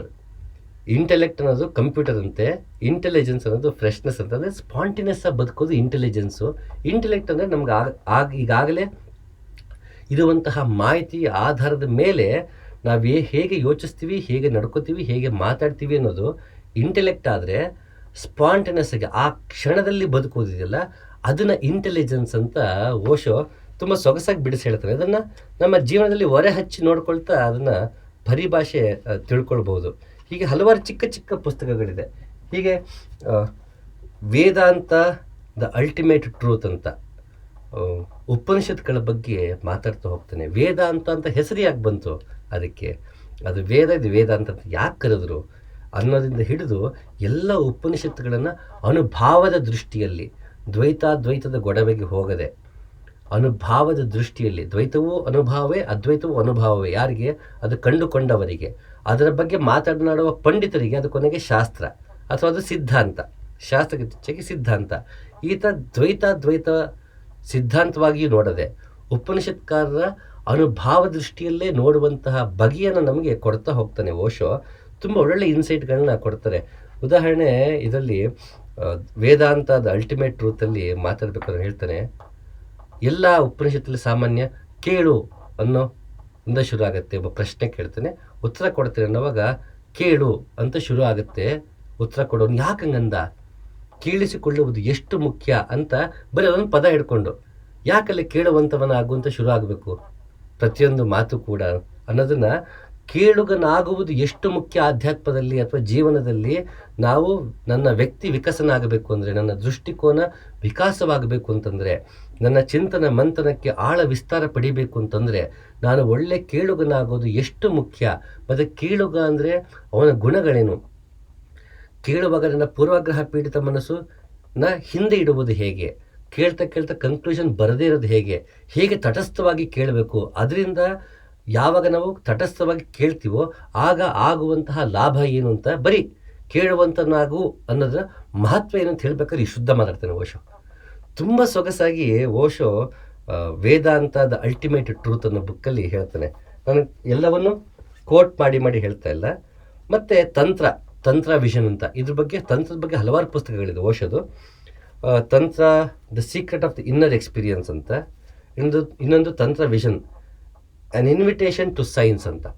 ಹೀಗೆ ತಂತ್ರ ಅಂತ ಬಂದ ನಮಗೇನಾಗುತ್ತೆ, ಒಂದು occult practices ಇರುತ್ತೆ, ವಿಲಕ್ಷಣವಾದಂತಹ ಒಂದಷ್ಟು ಸಂಪ್ರದಾಯಗಳು ಪದ್ಧತಿಗಳು ಇರುತ್ತೆ, ನೋಡೋದಕ್ಕೂ ವಿಲಕ್ಷಣವಾಗಿರ್ತಾರೆ. ಅದರಲ್ಲಿ ಸೆಕ್ಸ್ ಇರುತ್ತೆ, ಆಲ್ಕೋಹಾಲ್ ಇರುತ್ತೆ, ಹೀಗೆ ಪಂಚಮಕಾರಗಳಿರುತ್ತೆ. ಹೀಗೆ ಹಲವಾರು ರೀತಿ ನಮ್ಮದು ಪೂರ್ವಾಗ್ರಹ ಪೀಡಿತ ಮನಸ್ಸುಗಳು ಕೂಡ ಪೂರ್ವಾಗ್ರಹವಾಗಿ ಒಂದಷ್ಟು ಅಭಿಪ್ರಾಯಗಳಿರುತ್ತೆ. ಅದು ತಪ್ಪಲ್ಲ, ಯಾಕೆಂದರೆ ಅಂಥ ರೀತಿ ಆಚರಣೆಗಳು ಕೂಡ ತಂತ್ರದಲ್ಲಿ ಇದೆ. ಹಾಗಾಗಿ ನಮಗೆ ಆ ರೀತಿ ಅಭಿಪ್ರಾಯನ ಮೂಡೋದು ಸಹಜ, ತಪ್ಪು ಅಂತಲ್ಲ. ಆದರೆ ಅದಷ್ಟೇ ತಂತ್ರವಲ್ಲ. ನಿಜವಾಗಲೂ ತಂತ್ರ ಅಂದರೆ ಏನು, ಯಾವ ರೀತಿ ತಂತ್ರಗಳು ನಮ್ಮ ದೇಶದಲ್ಲಿದೆ, ಆ ತಂತ್ರಗಳು ಯಾವಾಗ ಹುಟ್ಕೊಳ್ತು, ಅದನ್ನು ನಾವು ಅಪ್ರೋಚ್ ಮಾಡೋದು ಹೇಗೆ, ಅದರ ಹಿಂದಿನ ವಿಜ್ಞಾನ ಏನು, ಅದರ ಹಿಂದಿನ ತರ್ಕವೇನು, ತರ್ಕಾತೀತವಾದದ್ದು ಏನು ಅಂತ ಹಲವಾರು ವಿಷಯಗಳು ಈ ತರಹ ಕೃತಿಗಳಲ್ಲಿ ನಮಗೆ ಸಿಗುತ್ತೆ. ತಂತ್ರ ಬಗ್ಗೆ ನಾವಿವತ್ತು ಅದು ಇತ್ತೀಚೆಗಂತುವೆ ತಂತ್ರದ ಹೆಸರಲ್ಲಿ ಮಾಡಬಾರ್ದು ಪಾಡ್ಕಾಸ್ಟ್ಗಳು ಮಾಡ್ಕೊಂಡು ಕೂತಿದ್ದಾರೆ ಇವತ್ತು. ಅಂಥವ್ರಿಗೆಲ್ಲ ಚಡಿ ಏಟು ತಂತ್ರ ಅಂತ ಹೇಳ್ಬೋದು. ಓಶೋನ ಓದಿದ್ರೆ ಬಹುಶಃ ಅವಾಗ ನಿಮ್ಗೆ ಅರ್ಥ ಆಗತ್ತೆ. ಇಲ್ಲ ಅಂತಂದರೆ ತಂತ್ರದ ಹೆಸರಲ್ಲಿ ಮತ್ತೆ ಈ ದೇಶ ಮೌಢ್ಯತೆಗೆ ಹೋಗುತ್ತೆ. ಅನವಶ್ಯಕವಾದ ಅತೀಂದ್ರಿಯ ಶಕ್ತಿಗಳ ಬಗ್ಗೆ, ಆ ದೇವಿ ಕಾಣಿಸ್ಕೊಂಡ್ಲು, ಈ ಯಕ್ಷಿ ಕಾಣಿಸ್ಕೊಂಡ್ಲು, ಈ ಪಿಶಾಚಿ ಕಾಣಿಸ್ಕೊಂಡ್ಲು, ಬರೀ ಇಂಥದ್ದೇ ತುಂಬ್ಕೊಂಡ್ಬಿಟ್ಟಿದೆ ಇವತ್ತು ತಂತ್ರ ಅಂದರೆ. ಎಲ್ಲಿ ಯೂಟ್ಯೂಬಲ್ಲಿ, ಇನ್ಸ್ಟಾಗ್ರಾಮಲ್ಲಿ ನಿಜವಾದ ತಂತ್ರ ಪ್ರಾಕ್ಟೀಸಲ್ಲಿ ಎಂಥವೇನು ಇರಲ್ಲ, ಇವ್ರುಗಳು ಮಾಡಿಟ್ಟಿದ್ದಾರೆ ಅಷ್ಟೇ. ಅದು ಅರ್ಥ ಆಗಬೇಕು, ನಿಜವಾದ ತಂತ್ರ ಅರ್ಥ ಆಗಬೇಕು ಅನ್ನೋದು ಪ್ರಾಕ್ಟೀಸ್ ಮಾಡಬೇಕು. ಇಲ್ಲಾಂದರೆ ಲಾಜಿಕಲ್ಲಾಗಿ ಹೇಳುವಂತಹ ಓಶೋ ರಜನೀಶ್ನ ಮಾತು ಕೇಳಬೇಕು. ಮತ್ತು ಇನ್ನೊಬ್ಬರು ಸರ್ವಪ್ರಿಯಾನಂದ ಅಂತಿದ್ದಾರೆ, ಯೂಟ್ಯೂಬಲ್ಲಿ ಸರ್ಚ್ ಮಾಡಿದ್ರೆ ಸಿಗುತ್ತೆ. ಎಷ್ಟು ಸೊಗಸಾಗಿ ತಂತ್ರದ ಬಗ್ಗೆ ಹೇಳ್ತಾರೆ ಅಂತಂದರೆ, ಅವರು ಇಷ್ಟು ಸೊಗಸಾಗಿ, ಇಷ್ಟು ಆಳವಾಗಿದೆಯಾ ಈ ವಿಷಯ, ಇದರಲ್ಲಿ ಹೀಗೆಲ್ಲ ಯೋಗದಲ್ಲಿ ಪರಿಣಾಮ ನಮ್ಮ ಮೇಲೆ ಬೀರುತ್ತಾ, ನಿಜವಾಗ್ಲೂ ಧ್ಯಾನ ಅಂದರೆ ಏನು ತಂತ್ರದಲ್ಲಿ, ಯಾಕೆ ಆ ರೀತಿ ವಿಲಕ್ಷಣವಾದಂತಹ ಮಾರ್ಗಗಳವಾಗಿತ್ತು, ಇವತ್ತು ಯಾವ ರೀತಿ ಡೈಲ್ಯೂಟ್ ಆಗಿದೆ. ಹೀಗೆ ನಾವು ತಂತ್ರವನ್ನು ಸರಿಯಾಗಿ ಅರ್ಥ ಮಾಡ್ಕೋಬೇಕು ಅಂದರೆ ಬಹುಶಃ ನಾನು ಸಜೆಸ್ಟ್ ಮಾಡೋದು ಒಂದು ಸ್ವಾಮಿ ಸರ್ವಪ್ರಿಯಾನಂದ ಅವರ ವಿಡಿಯೋಗಳನ್ನ, ಮತ್ತು ಓಶೋ ರಜನೀಶ್ನ ತಂತ್ರಕ್ಕೆ ಸಂಬಂಧಪಟ್ಟಂಥ ಪುಸ್ತಕಗಳು. ಹಾಗೆ ರಾಜ್ ಅಂತ ಅವ್ರದ್ದು ಯೂಟ್ಯೂಬ್ದು ವೀಡಿಯೋಸ್ ಇದೆ, ನಾನು ಡಿಸ್ಕ್ರಿಪ್ಷನಲ್ಲಿ ಹಾಕಿರ್ತೀನಿ. ಆ ವ್ಯಕ್ತಿ ಹೆಸರು ನಂಗೆ ಮರ್ತೋಗ್ತಾ ಇದೆ. ಆತ ಅಭಿನವ್ ಗುಪ್ತನ ಬಗ್ಗೆ, ತ್ರಿಕಾ ಅಂತ ಒಂದು ವಿಧಾನ ಇತ್ತು, ಅದರ ಬಗ್ಗೆ ಹಲವಾರು ಅಕಲ್ಟ್ ಏನು ಪ್ರಾಕ್ಟೀಸಸ್ ಇತ್ತು, ತಂತ್ರ ಸಂಬಂಧಪಟ್ಟಕ್ಕಿತ್ತು, ಅದನ್ನು ಅವರು ಪ್ರಾಕ್ಟೀಸ್ ಮಾಡಿದ್ದಾರೆ, ಪ್ರಾಕ್ಟೀಸ್ ಮಾಡಿ ಟೀಚ್ ಮಾಡ್ತಾ ಇದ್ದಾರೆ. ಸೈಂಟಿಫಿಕ್ ಅಪ್ರೋಚ್ ಟುವರ್ಡ್ಸ್ ತಂತ್ರ ಏನಿದೆ ಅದ್ರ ಬಗ್ಗೆನೇ ಮಾತಾಡ್ತಾರೆ. ಅವರ ಹೆಸರು ನಂಗೆ ಮರ್ತೋಗಿದೆ. ಹಾಗಾಗಿ ಅವರ ವೀಡಿಯೋಗಳನ್ನ ನಾನು ಡಿಸ್ಕ್ರಿಪ್ಷನಲ್ಲಿ ಹಾಕಿರ್ತೀನಿ. ಆಸಕ್ತಿ ಇರೋ ಆ ವೀಡಿಯೋಗಳನ್ನ ದಯವಿಟ್ಟು ನೋಡಿ. ಎಲ್ಲ ಇಂಗ್ಲೀಷಲ್ಲಿದೆ, ಹಾಗಾಗಿ ಅದನ್ನು ವೀಡಿಯೋಸ್ ನೀವು ನೋಡಿ ದಯವಿಟ್ಟು. ತಂತ್ರ ಅಂತ ಬಂದಾಗ ನಮ್ಮನ್ನು ಹೆದರಿಸೋ, ಬೆದರಿಸೋ, ಅಲೌಕಿಕವಾದ ಏನೋ ನಮಗೆ ವೈಭವೀಕರಿಸಿ ಹೇಳುವಂತಹ ತಂತ್ರ ಮಾರ್ಗಗಳನ್ನು ದಯವಿಟ್ಟು ಅದರ ಕಡೆ ಗಮನ ಕೊಡಬೇಡಿ. ನನ್ನ ವೈಯಕ್ತಿಕವಾಗಿ ಕೊಡುವಂತಹ ಸಲಹೆ, ತೊಗೊಂಡ್ರೆ ತೊಗೋಬೋದು, ಬಿಟ್ಟರೆ ಬಿಡ್ಬೋದು. ಆದರೆ ತಂತ್ರ ಅಂತ ಬಂದಾಗ ಆ ರೀತಿಯ ವೈಭವೀಕರಣ ನಿಜವಾಗಲೂ ಇಲ್ಲ. ಅದಕ್ಕೆ ತಾವು ವೀಣಾ ಬನ್ನಂಜೋರ್ ಮಾತುಗಳನ್ನ ಕೇಳಿ, ಸತ್ಯಕಾಮ್ ಅವ್ರ ಬಗ್ಗೆ ಮಾತಾಡಿದ್ದಾರೆ. ಸತ್ಯಕಾಮ್ ಅವ್ರದ್ದೇ ನಮಗೆ ಪಂಚಮಗಳ ನಡುವೆ ಪುಸ್ತಕ ಸಿಗುತ್ತೆ, ತಂತ್ರಯೋನಿ ಇದೆ, ಹಲವಾರು ನಮಗೆ ವಿಷಯಗಳು ಸಿಗುತ್ತೆ. ಕನ್ನಡದಲ್ಲೇ ಬೇಕು ಅಂತಂದರೆ ಸತ್ಯಕಾಮ್ ಅವ್ರನ್ನ ಓದ್ಬೋದು ನಾವು. ತಂತ್ರ ಸಂಬಂಧಪಟ್ಟಾಗ ಅದನ್ನು ಅಪ್ರೋಚ್ ಮಾಡೋದು ಹೇಗೆ, ಅದರಲ್ಲಿ ಏನು ಡಾರ್ಕ್ ಎನರ್ಜಿ, ಮತ್ತು ದುಷ್ಟ ರೀತಿಯಲ್ಲಿ ಬಳಸೋದು ಇವೆಲ್ಲ ಯಾಕೆ ತಪ್ಪು, ತಂತ್ರ ನಿಜವಾಗ್ಲೂ ಏನು, ಇದು ತಿಳಿಬೇಕು ಅಂತಂದರೆ ವೀಣಾ ಬನ್ನಂಜರು ಅದ್ರ ಬಗ್ಗೆ ಮಾತಾಡಿದ್ದಾರೆ, ಸತ್ಯಕಾಮ ಅದ್ರ ಬಗ್ಗೆ ಬರೆದಿದ್ದಾರೆ. ದಯವಿಟ್ಟು ಅಂಥವನ್ನು ಓದಿ ನಾವು ತಿಳ್ಕೊಳ್ಬೇಕು. ಇಲ್ಲ ಅಂತಂದರೆ ಮೂಢನಂಬಿಕೆಗಳಿಗೆ ಜಾರ್ತೀವಿ, ಉತ್ಪ್ರೇಕ್ಷೆಗಳಿಗೆ, ವೈಭವೀಕರಣಕ್ಕೆ ಜಾರ್ತೀವಿ, ದಾರಿ ತಪ್ತೀವಿ. ದಯವಿಟ್ಟು ಅದನ್ನು ಮಾಡೋಕ್ಕೆ ಹೋಗಬೇಡಿ. Buddhas meaning can only be known through actions, not through words and not through books. ಬುದ್ಧನ ಮಾತುಗಳನ್ನು ನಾವು ಅಳವಡಿಸಿಕೊಳ್ಳುವುದರಿಂದ ಅರ್ಥ ಮಾಡ್ಕೋಬಹುದು, ಅದನ್ನು ಓದುವುದರಿಂದ ಅಲ್ಲ ಅಂತ ಓಶೋ ಅಂತಾನೆ.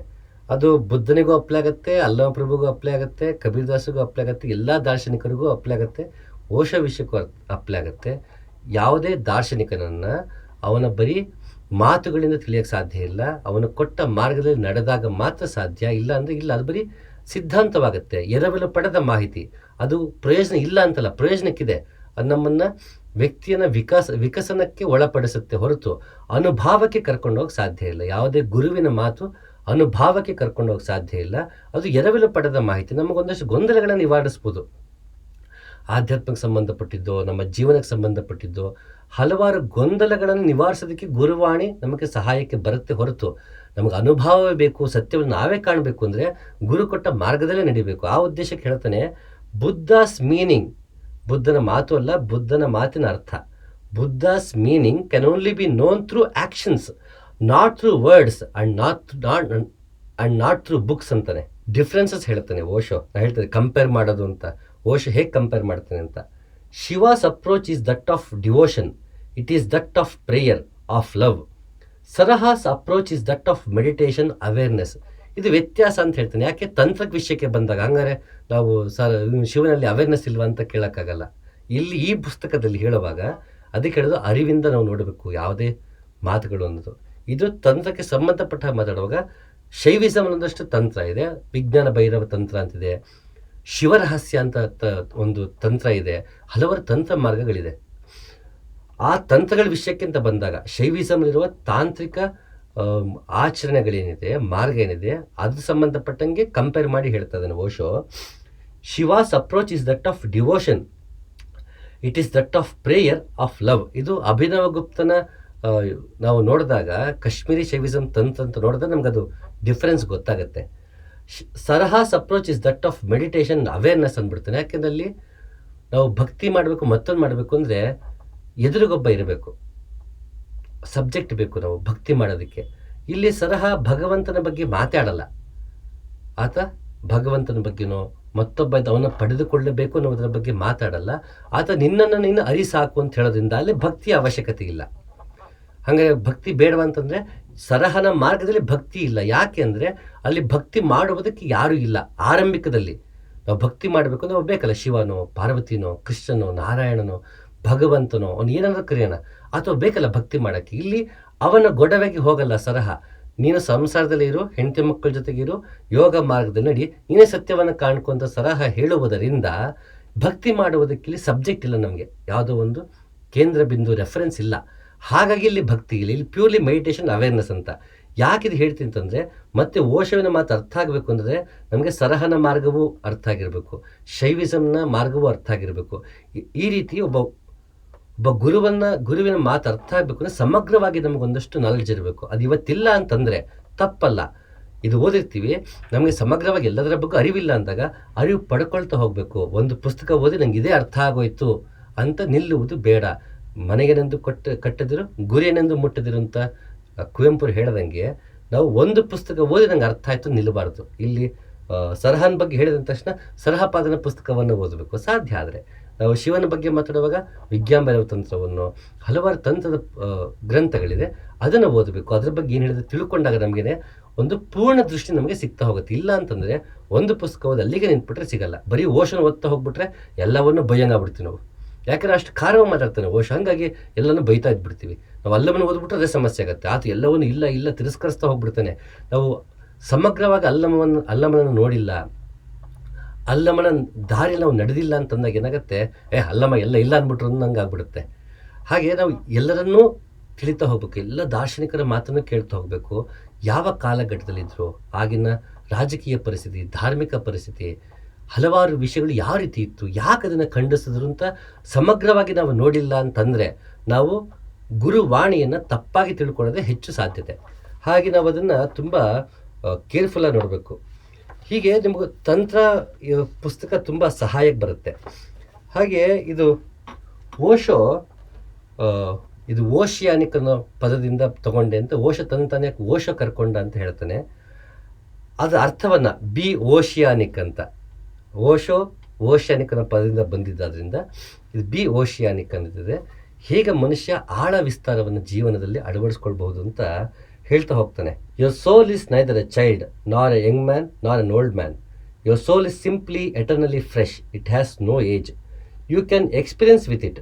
You may be young, you may be old. Just close your eyes and find out. Try to feel how your center is, old, young.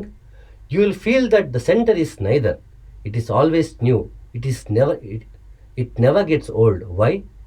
Because the center doesn't belong to time. ಎಷ್ಟು ಚೆನ್ನಾಗಿ ಹೇಳ್ತಾನೆ ನೋಡಿ ಓಶೋ. ಆತ್ಮವೇನಿದೆ ಅದು ಚಿಕ್ಕ ಹುಡುಗನೂ ಅಲ್ಲ, ಯುವಕನೂ ಅಲ್ಲ, ವಯಸ್ಸಾದವನಲ್ಲ, ಏನೂ ಅಲ್ಲಪ್ಪ. ಹೇಗೆ ಗೊತ್ತಾಗಬೇಕು? ನೀವು ಒಳಗಣ್ಣಲ್ಲಿ ನೋಡಿ, ಆ ಸೆಂಟರಲ್ಲಿ ನಿಮ್ಗೆ ವಯಸ್ಸೇ ಫೀಲ್ ಆಗಲ್ಲ.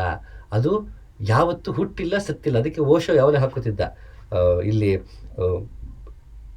Osho never born never died just visiting the earth ಅಂತ ಹಾಕ್ತಾರೆ. ಸಾಮಾನ್ಯ ಅವನಿಗೆ ಡೇಟ್ ಗಿಟ್ಟೆಲ್ಲ ಅವ್ನು ಹಾಕ್ಬೇಕಾದ್ರೆ ಹಾಗೇನೆ Osho never born never died just visiting the earth since from this year to that year ಅಂತ ಎಲ್ಲ ಬುಕ್ಕಲ್ಲಿ ಸಾಮಾನ್ಯ ಇರುತ್ತದು.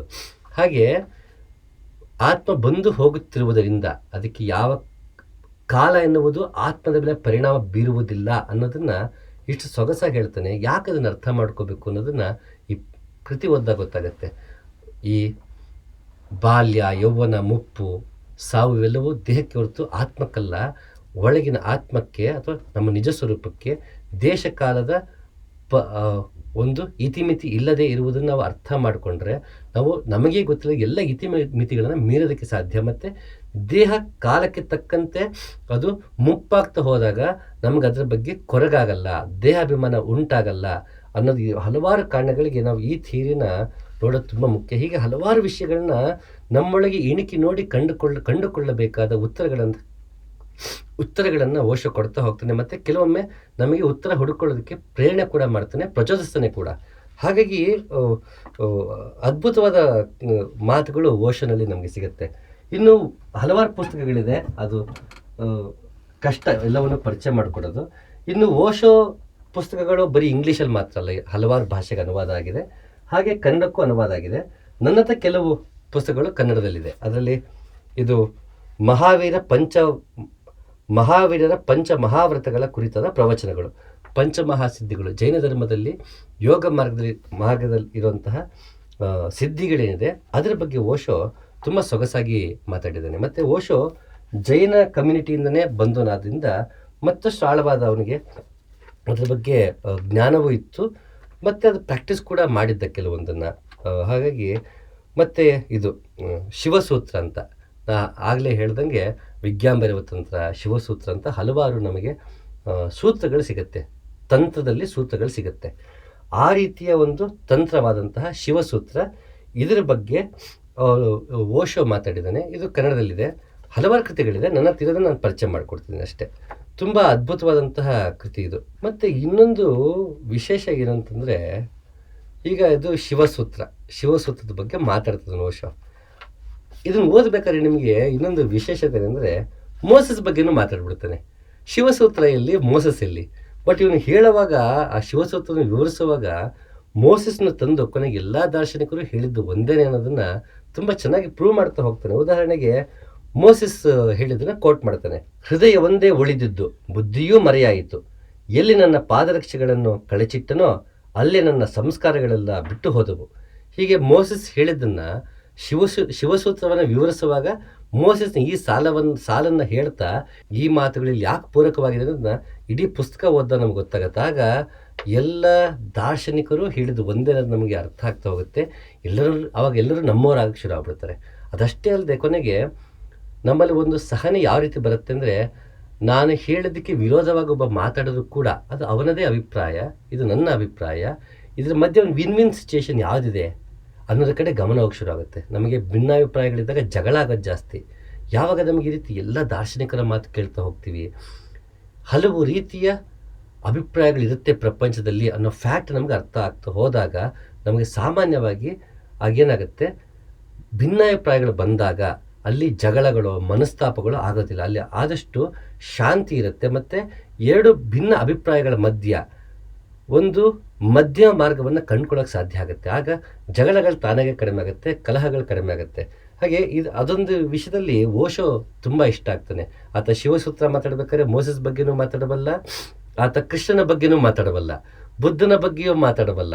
ಎಲ್ಲರೂ ಹೇಳೋದನ್ನ ಆತ ಸಮೀಕರಿಸ್ತಾ ನಮಗೆ ಹೊಸದೊಂದು ಹೊಳಪನ್ನು ನೀಡಬಲ್ಲ ಒಬ್ಬ ದಾರ್ಶನಿಕ ಅಂದರೆ ನನ್ನ ಅಭಿಪ್ರಾಯದ ಮಟ್ಟಿಗೆ ಅದು ಓಶೋ ರಜನೀಶ್.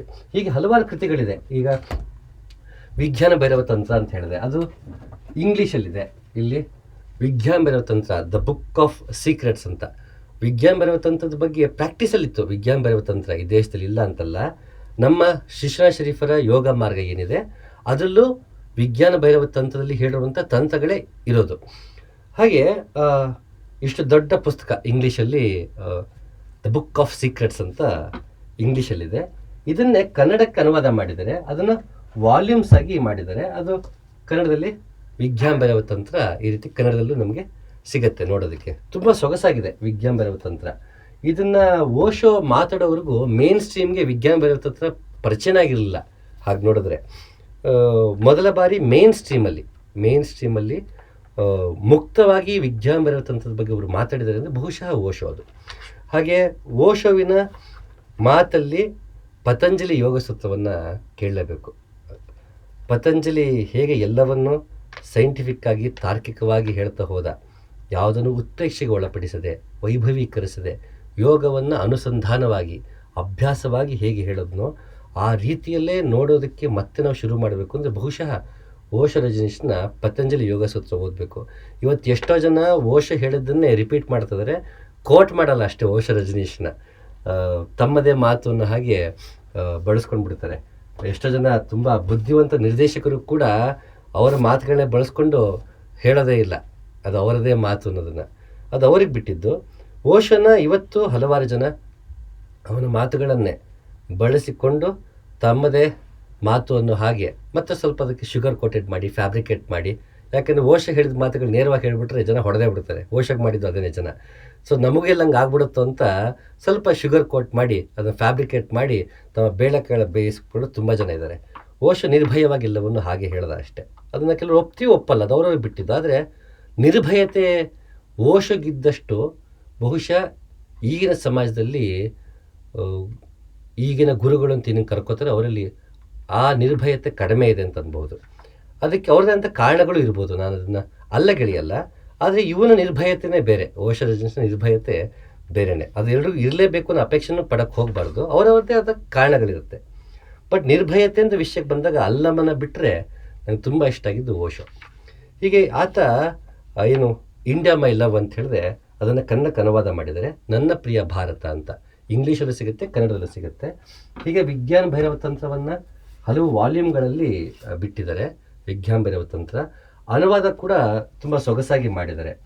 ಇನ್ನು ಇದು ಓಶೋ ತನ್ನ ಬಾಲ್ಯ ಹೇಗಿತ್ತು ಅಂತ ಆಗಾಗ ಅಲ್ಲಲ್ಲಿ ಮಾತಾಡಿದ್ದಾನೆ, ತನ್ನ ಬಾಲ್ಯದ ದಿನಗಳ ಬಗ್ಗೆ. ಅದನ್ನು ಕಂಪೈಲ್ ಮಾಡಿ ಸ್ವರ್ಣ ಬಾಲ್ಯದ ನೆನಪುಗಳು ಅಂತ ಇಂಗ್ಲೀಷಲ್ಲಿದೆ, ಅದನ್ನು ಕನ್ನಡಕ್ಕೆ ಅನುವಾದ ಮಾಡಿದ್ದಾರೆ. ಈ ಪುಸ್ತಕ ಕೂಡ ತುಂಬ ಸೊಗಸಾಗಿದೆ. ಇದು ಎಲ್ಲವೂ ನಾನು ಎಲ್ಲಿ ತೊಗೊಂಡೆ ಅಂತಂದರೆ ಸಪ್ನ ಬುಕ್ ಹೌಸಲ್ಲಿ ತೊಗೊಂಡಿದ್ದೀನಿ. ಅಂಕಿತ ಪ್ರಕಾಶನ ಬೆಂಗಳೂರಿನ ಗಾಂಧಿ ಬಜಾರಲ್ಲಿ ಏನು ಅಂಕಿತ ಪ್ರಕಾಶನ ಇದೆ ಅಲ್ಲಿ ತೊಗೊಂಡಿದ್ದೀನಿ. ಮತ್ತು ವೇದಾಂತ ಬುಕ್ ಹೌಸ್ ಅಂತ ಬೆಂಗಳೂರು ಚಾಮರಾಜಪೇಟೆ ಉಮಾ ಥಿಯೇಟ್ರ್ ಪಕ್ಕ ಏನಿದೆ ವೇದಾಂತ ಬುಕ್ ಹೌಸು, ಅಲ್ಲಿ ತೊಗೊಂಡಿದ್ದೆ. ಹಲವಾರು ಮಳಿಗೆಗಳಿಗೆ ಅಲ್ಲಲ್ಲಿ ಹೋದಾಗ ತೊಗೊಂಡಿದ್ದೀನಿ. ಆನ್ಲೈನ್ ನಾನು ತೊಗೊಂಡಿದ್ದು ತುಂಬ ಕಡಿಮೆ. ನಾನು ಆಗಾಗ ಹೇಳ್ತಿರ್ತೀನಿ, ಪುಸ್ತಕಗಳನ್ನು ಆನ್ಲೈನ್ ತೊಗೊಳೋದು ನಾನು ಕಡಿಮೆ. ನನಗೆ ಪುಸ್ತಕ ಮಳಿಗೆಗಳಿಗೆ ಹೋಗಿ ಆ ಪುಸ್ತಕಗಳನ್ನು ನೋಡಿ ಕೈಯಾರೆ ಮುಟ್ಟಿ ಹೀಗೆ ಪುಟ ತಿರುಗಿಸಿ ಆ ಹೊಸ ಪುಸ್ತಕಗಳ ಘಮನೇ ಬೇರೆ. ಅದನ್ನು ಸವಿತಾ ಹೀಗೆ ಪೇಜಿಗೆ ತಿರುಗಿಸ್ತದೆ ನನಗೆ ತುಂಬ ಇಷ್ಟವಾದ ಕೆಲಸ ಅದು. ಹಾಗಾಗಿ ನಾನು ಮಳಿಗೆಗಳಿಗೆ ಹೋಗಿ ಪುಸ್ತಕಗಳನ್ನ ತಗೊಳ್ತೀನಿ. ಹೀಗೆ ಹಲವಾರು ಪುಸ್ತಕಗಳಿದೆ ಓಶೋ ರಜನೀಶ್ದು. ಇನ್ನು ಕೆಲವು ಈಗ ತುರ್ತಿನ ಓದು ಅಂತಂದರೆ ನಾವು ಹಲವಾರು ಪುಸ್ತಕಗಳಿದೆ, ಮತ್ತೆ ಅವಕಾಶ ಸಿಕ್ಕಿದಾಗ ಹೇಳ್ತೀನಿ. The 7 chakras and kundalini energy ಅಂತ. ನಾನು ಹೇಳ್ದಂಗೆ ಇವತ್ತು ಕುಂಡಲಿನಿ ಅಂದಾಗ ದೊಡ್ಡ ಬಿಸ್ನೆಸ್ ಮಾಡ್ಕೊಂಡ್ಬಿಟ್ಟಿದ್ದಾರೆ. ಕುಂಡಲಿನಿ ಹಂಗಾಗ್ಬಿಡುತ್ತೆ, ಆ ಚಕ್ರ ಜಾಗೃತಿ, ಈ ಚಕ್ರ ಜಾಗೃತಿ, ಚಕ್ರನ ಹೀಲ್ ಮಾಡ್ತೀವಿ ಅಂತೆಲ್ಲ ಮಾಡ್ತಾ ಇದ್ದಾರೆ. ಈ ದಯವಿಟ್ಟು ಮತ್ತೊಂದು ದಿನ ಅವಕಾಶ ಸಿಕ್ಕಿದಾಗ ಯಾವುದೇ ರೀತಿ ವೈಭವೀಕರಣ ಇಲ್ಲದೆ ದಾರಿ ತಪ್ಪಿಸದೇ ಇರುವಂತಹ ಕುಂಡಲಿನಿಗೆ ಸಂಬಂಧಪಟ್ಟ ಹಾಗೆ, ಹಠಯೋಗಕ್ಕೆ ಸಂಬಂಧಪಟ್ಟ ಹಾಗೆ ನಿಜವಾದ ಸಾಧಕರು ಪುಸ್ತಕಗಳನ್ನ ಬರೆದಿದ್ದಾರೆ. ಅದನ್ನು ಮತ್ತೊಂದಿನ ಪರಿಚಯ ಮಾಡಿಕೊಡ್ತೀನಿ. ದಯವಿಟ್ಟು ಅಂಥವನ್ನು ಓದಿ. ಯೂಟ್ಯೂಬಲ್ಲೋ ಮತ್ತೊಂದು ಕಡೆನೋ ಮಾರ್ಕೆಟಿಂಗ್ ಮಾಡಿಕೊಂಡು ನಿಮಗೆ ಉತ್ಪ್ರೇಕ್ಷೆಗಳಲ್ಲಿ ಮತ್ತು ವೈಭವೀಕರಣದಲ್ಲಿ ಹಂಗಾಗೋಯ್ತು ಹಿಂಗಾಗೋಯ್ತು ನಿಮ್ಗೆ ಹಂಗೆ ಮಾಡಿಬಿಡ್ತೀವಿ ಈ ಥರ ಹೇಳೋದನ್ನು ತಪ್ಪಿಸ್ಕೋಬೇಕು ಅಂತಂದರೆ, ಮತ್ತು ಅವ್ರನ್ನೆಲ್ಲ ನಾ ಬೈಯೋವಾಗ ರಿಟರ್ನ್ ನನಗೆ ಬೈತಾರೆ ಎಲ್ರೂ. ನಿನಗೇನು ಗೊತ್ತು ಅವ್ರ ಬಗ್ಗೆ ಮಾತಾಡ್ತಾರೆ, ಬುಕಿಶ್ ನಾಲೆಡ್ಜ್ ಅಂತಾರೆ. ಬುಕಿಶ್ ನಾಲೆಡ್ಜ್ ಅಲ್ಲ, ಯೋಗ ಮಾರ್ಗದಲ್ಲಿ ನಡೆದು ಅದನ್ನು ಕಂಡುಕೊಂಡಿದ್ದಕ್ಕೆ ಅವ್ರನ್ನ ತಿರಸ್ಕರಿಸ್ತಿರೋದು ಹೊರತು ಅವ್ರ ಮೇಲೆ ನನಗೆ ಯಾವ ವೈಯಕ್ತಿಕ ದ್ವೇಷವೂ ಇಲ್ಲ. ಜನರನ್ನು ದಾರಿ ತಪ್ಪಿಸ್ತಾ ಇರ್ತಾರೆ. ನಿಜವಾಗಲೂ ಕುಂಡಲಿನಿ ಶಕ್ತಿ ಅಂದರೆ ಏನು, ಹಠಯೋಗ ಅಂದರೆ ಏನು, ಅದರ ನಿಜವಾದ ಉದ್ದೇಶ ಏನು ತಿಳ್ಕೋಬೇಕು ಅಂದರೆ ಓಶೋ ರಜನೀಶ್ನ ಈ ಪುಸ್ತಕವನ್ನು ಓದಿ. ಮತ್ತು ಇನ್ನೂ ಹಲವಾರು ಪುಸ್ತಕಗಳಿದೆ. ಮತ್ತೊಂದು ಸಂಚಿಕೆಯಲ್ಲಿ ಹಠಯೋಗ ಕುಂಡಲಿನಿ ಸಂಬಂಧಪಟ್ಟ ಹಾಗೆ ದ ವೆರಿ ಬೇಸಿಕ್ ನಾಲೆಡ್ಜ್, ಒಂದು ವೆರಿ ಸೈಂಟಿಫಿಕ್ ಅಪ್ರೋಚ್, ಅದನ್ನು ಪ್ರಾಕ್ಟೀಸ್ ಯಾಕೆ ಮಾಡಬೇಕು, ಹೇಗೆ ಮಾಡಬೇಕು, ಯಾರು ಮಾಡಬೇಕು, ಹೀಗೆ ಹಲವಾರು ವಿಷಯಗಳನ್ನು ತಾರ್ಕಿಕವಾಗಿ ತುಂಬ ಚೆನ್ನಾಗಿ ಸಾಧಕರೇ ಬರೆದಿದ್ದಾರೆ. ಅಂತಹ ಪುಸ್ತಕಗಳನ್ನ ಪರಿಚಯ ಮಾಡಿಕೊಡ್ತೀನಿ. ಮತ್ತೊಮ್ಮೆ ಕೇಳ್ಕೊದ್ರೆ ದಯವಿಟ್ಟು ಅಂತಹ ಕೃತಿಗಳನ್ನ ಓದಿ. ಯೂಟ್ಯೂಬಲ್ಲೋ ಮತ್ತೊಂದು ಕಡೆ ನೋಡಿಕೊಂಡು ದಯವಿಟ್ಟು ಪ್ರಾಕ್ಟೀಸ್ ಮಾಡಬೇಡಿ. ವಿಶೇಷವಾಗಿ ಹಠಯೋಗವನ್ನು ದಯವಿಟ್ಟು ಪ್ರಾಕ್ಟೀಸ್ ಮಾಡಬೇಡಿ. ಯಾಕೆ ಅಂತ ಅದು ಮತ್ತೊಂದಿನ ಆ ಪುಸ್ತಕಗಳನ್ನ ಪರಿಚಯ ಮಾಡಿಕೊಡುವಾಗ ಹೇಳ್ತೀನಿ. ಪ್ರತಿ ಸಲ ನಾನು ಯಾವಾಗ ಇಂಥದ್ರ ಬಗ್ಗೆ ಮಾತಾಡಿದ್ದೀನಿ, ನನಗೆ ವಾಟ್ಸಪ್ಪಲ್ಲೂ ಬೈದಿರೋರಿದ್ದಾರೆ, ಕಾಲ್ ಮಾಡಿ ಬೈದಿರೋರಿದ್ದಾರೆ. ಹಾಗಂತ ನನ್ನ ಆ ಕೆಲಸ ನಿಲ್ಸೋಕ್ಕಾಗಲ್ಲ. ಮತ್ತೆ ನಿಮ್ಮ ಕೈಲಿ ಬೈಸ್ಕೊಳ್ಳೋ ಅಂಥ ಕೆಲಸ ನಾನು ಮಾಡ್ತಾನೆ ಇರ್ತೀನಿ. ಮತ್ತೆ ಫೋನ್ ಮಾಡಿ ಬೈತಾನೆ ಇರಿ. ಕೊನೆಗೂ ನನ್ನ ಕೆಲಸ ನಾನು ಬಿಡೋದಕ್ಕೆ ಸಾಧ್ಯ ಇಲ್ಲ. ಇದು secrets of 7 chakras and kundalini energy. ಈ ಥರ ಹಲವಾರು ಪುಸ್ತಕಗಳು ಮತ್ತೊಮ್ಮೆ ಪರಿಚಯ ಮಾಡಿಕೊಡ್ತೀನಿ. ಹೀಗೆ ಹಲವಾರು ಕೃತಿಗಳಿದೆ. ಇನ್ನು ಓಶೋ ಎಷ್ಟು ಪುಸ್ತಕಗಳು ಓದಿದ್ದ, ಅದರಲ್ಲಿ ಇಷ್ಟವಾದ ಪುಸ್ತಕಗಳು ಯಾವುದು ಅಂತ ಕೇಳಿದಾಗ ತನ್ನ ನೆಚ್ಚಿನ ಪುಸ್ತಕಗಳ ಪಟ್ಟಿಯನ್ನು ಕೊಟ್ಟಿದ್ದಾನೆ ಓಶೋ. ಅದು ಇಂಗ್ಲೀಷಲ್ಲಿದೆ, ಅದನ್ನು ಕೂಡ ಕನ್ನಡಕ್ಕೆ ಅನುವಾದ ಮಾಡಿದ್ದಾರೆ. ಇದರಲ್ಲಿ ಹೇಳ್ತಾ ಹೋಗ್ತಾನೆ. ನನಗೆ ಅಷ್ಟೇ ಅಲ್ಲ, ಇದರಿಂದ ಅಡ್ವಾಂಟೇಜ್ ಏನು ಅಂದರೆ ಎಷ್ಟೋ ನಮಗೆ ಗೊತ್ತಿಲ್ಲದ ಪುಸ್ತಕಗಳು ಪರಿಚಯ ಆಗುತ್ತೆ. ಮತ್ತಿಂದು ಆ ಪುಸ್ತಕ ಅವನಿಗೆ ಯಾಕೆ ಇಷ್ಟ ಅನ್ನೋದಿಲ್ಲ, ಅವನು ಕಾರಣ ಕೊಡ್ತಾನೆ ಓಶೋ. ಆ ಕಾರಣಗಳು ಎಷ್ಟು ಅಮೋಘವಾಗಿರುತ್ತೆ ಅಂದರೆ ಒಂದು ಪುಸ್ತಕವನ್ನು ಈ ಕಾರಣಕ್ಕೆ ಇಷ್ಟಪಡ್ಬೋದ ಅಂತ ಅನ್ನಿಸ್ಬಿಡುತ್ತೆ. ಹಾಗೆ ಅವನು ಓಶೋ ಆ ವಿಷಯಕ್ಕೆ ತುಂಬ ಚಂದ. ಹಲವಾರು ಕೃತಿಗಳು, ಹಲವಾರು ಚಿಂತಕರ ಪರಿಚಯ ನಮಗೆ ಈ ಕೃತಿಯಿಂದ ಆಗ್ತಾ ಹೋಗುತ್ತೆ. ಇಲ್ಲಿ ಉದಾಹರಣೆಗೆ ನೋಡಿ, ತಾವೋ ತೇ ಚಿಂಗ್ ಬಗ್ಗೆ ಮೆನ್ಷನ್ ಮಾಡುತ್ತೆ. ನಾನಿವತ್ತು ತಾವೋಯಿಸಮ್ ಬಗ್ಗೆ, ಝೆನ್ ಬುದ್ಧಿಸಮ್ ಆಗಲಿ, Friedrich Nietzsche, Sigmund Freud, Bernard Shaw, ಹೀಗೆ ಹಲವಾರು ಜನರ ಬಗ್ಗೆ ನಾನು ಆಗಾಗ ಅಲ್ಲಲ್ಲಿ ಕೋಟ್ ಮಾಡ್ತಿರ್ತೀನಿ. ಅಂದರೆ ಕಾರಣ ಓಶೋ ರಜನೀಶನೇ. ಈತನಿಂದನೇ ಹಲವಾರು ಇಸಮ್ಗಳು ನನಗೆ ಪರಿಚಯ ಆಗಿದ್ದು. ಈತನಿಂದ, ಲಂಕೇಶಿಂದ, ಹೀಗೆ ನಾವು ಜೋಗಿ ಅಂತ ಕರಿತೀವಿ, ಜೋಗಿಯವರಿಂದ, ರವಿ ಬೆಳಗರಿಂದ ಹಲವಾರು ಜನ, ಅದರಲ್ಲೂ ವಿಶೇಷವಾಗಿ ಜೋಗಿಯವರ ಜಾನಕಿ ಕಾಲಂ ಅಂತ, ಆಗೋರು ಹಾಯ್ ಬೆಂಗಳೂರಲ್ಲಿ ಜಾನಕಿ ಕಾಲಂ ಅಂತ ಬರೀತಿದ್ರು. ಅದರಲ್ಲಿ ಓದುವುದರ ಬಗ್ಗೆ ಹಲವಾರು ನಮಗೆ ಲೇಖನಗಳು ಕೊಟ್ಟರು ನಮಗೆ ಜೋಗಿಯವರು.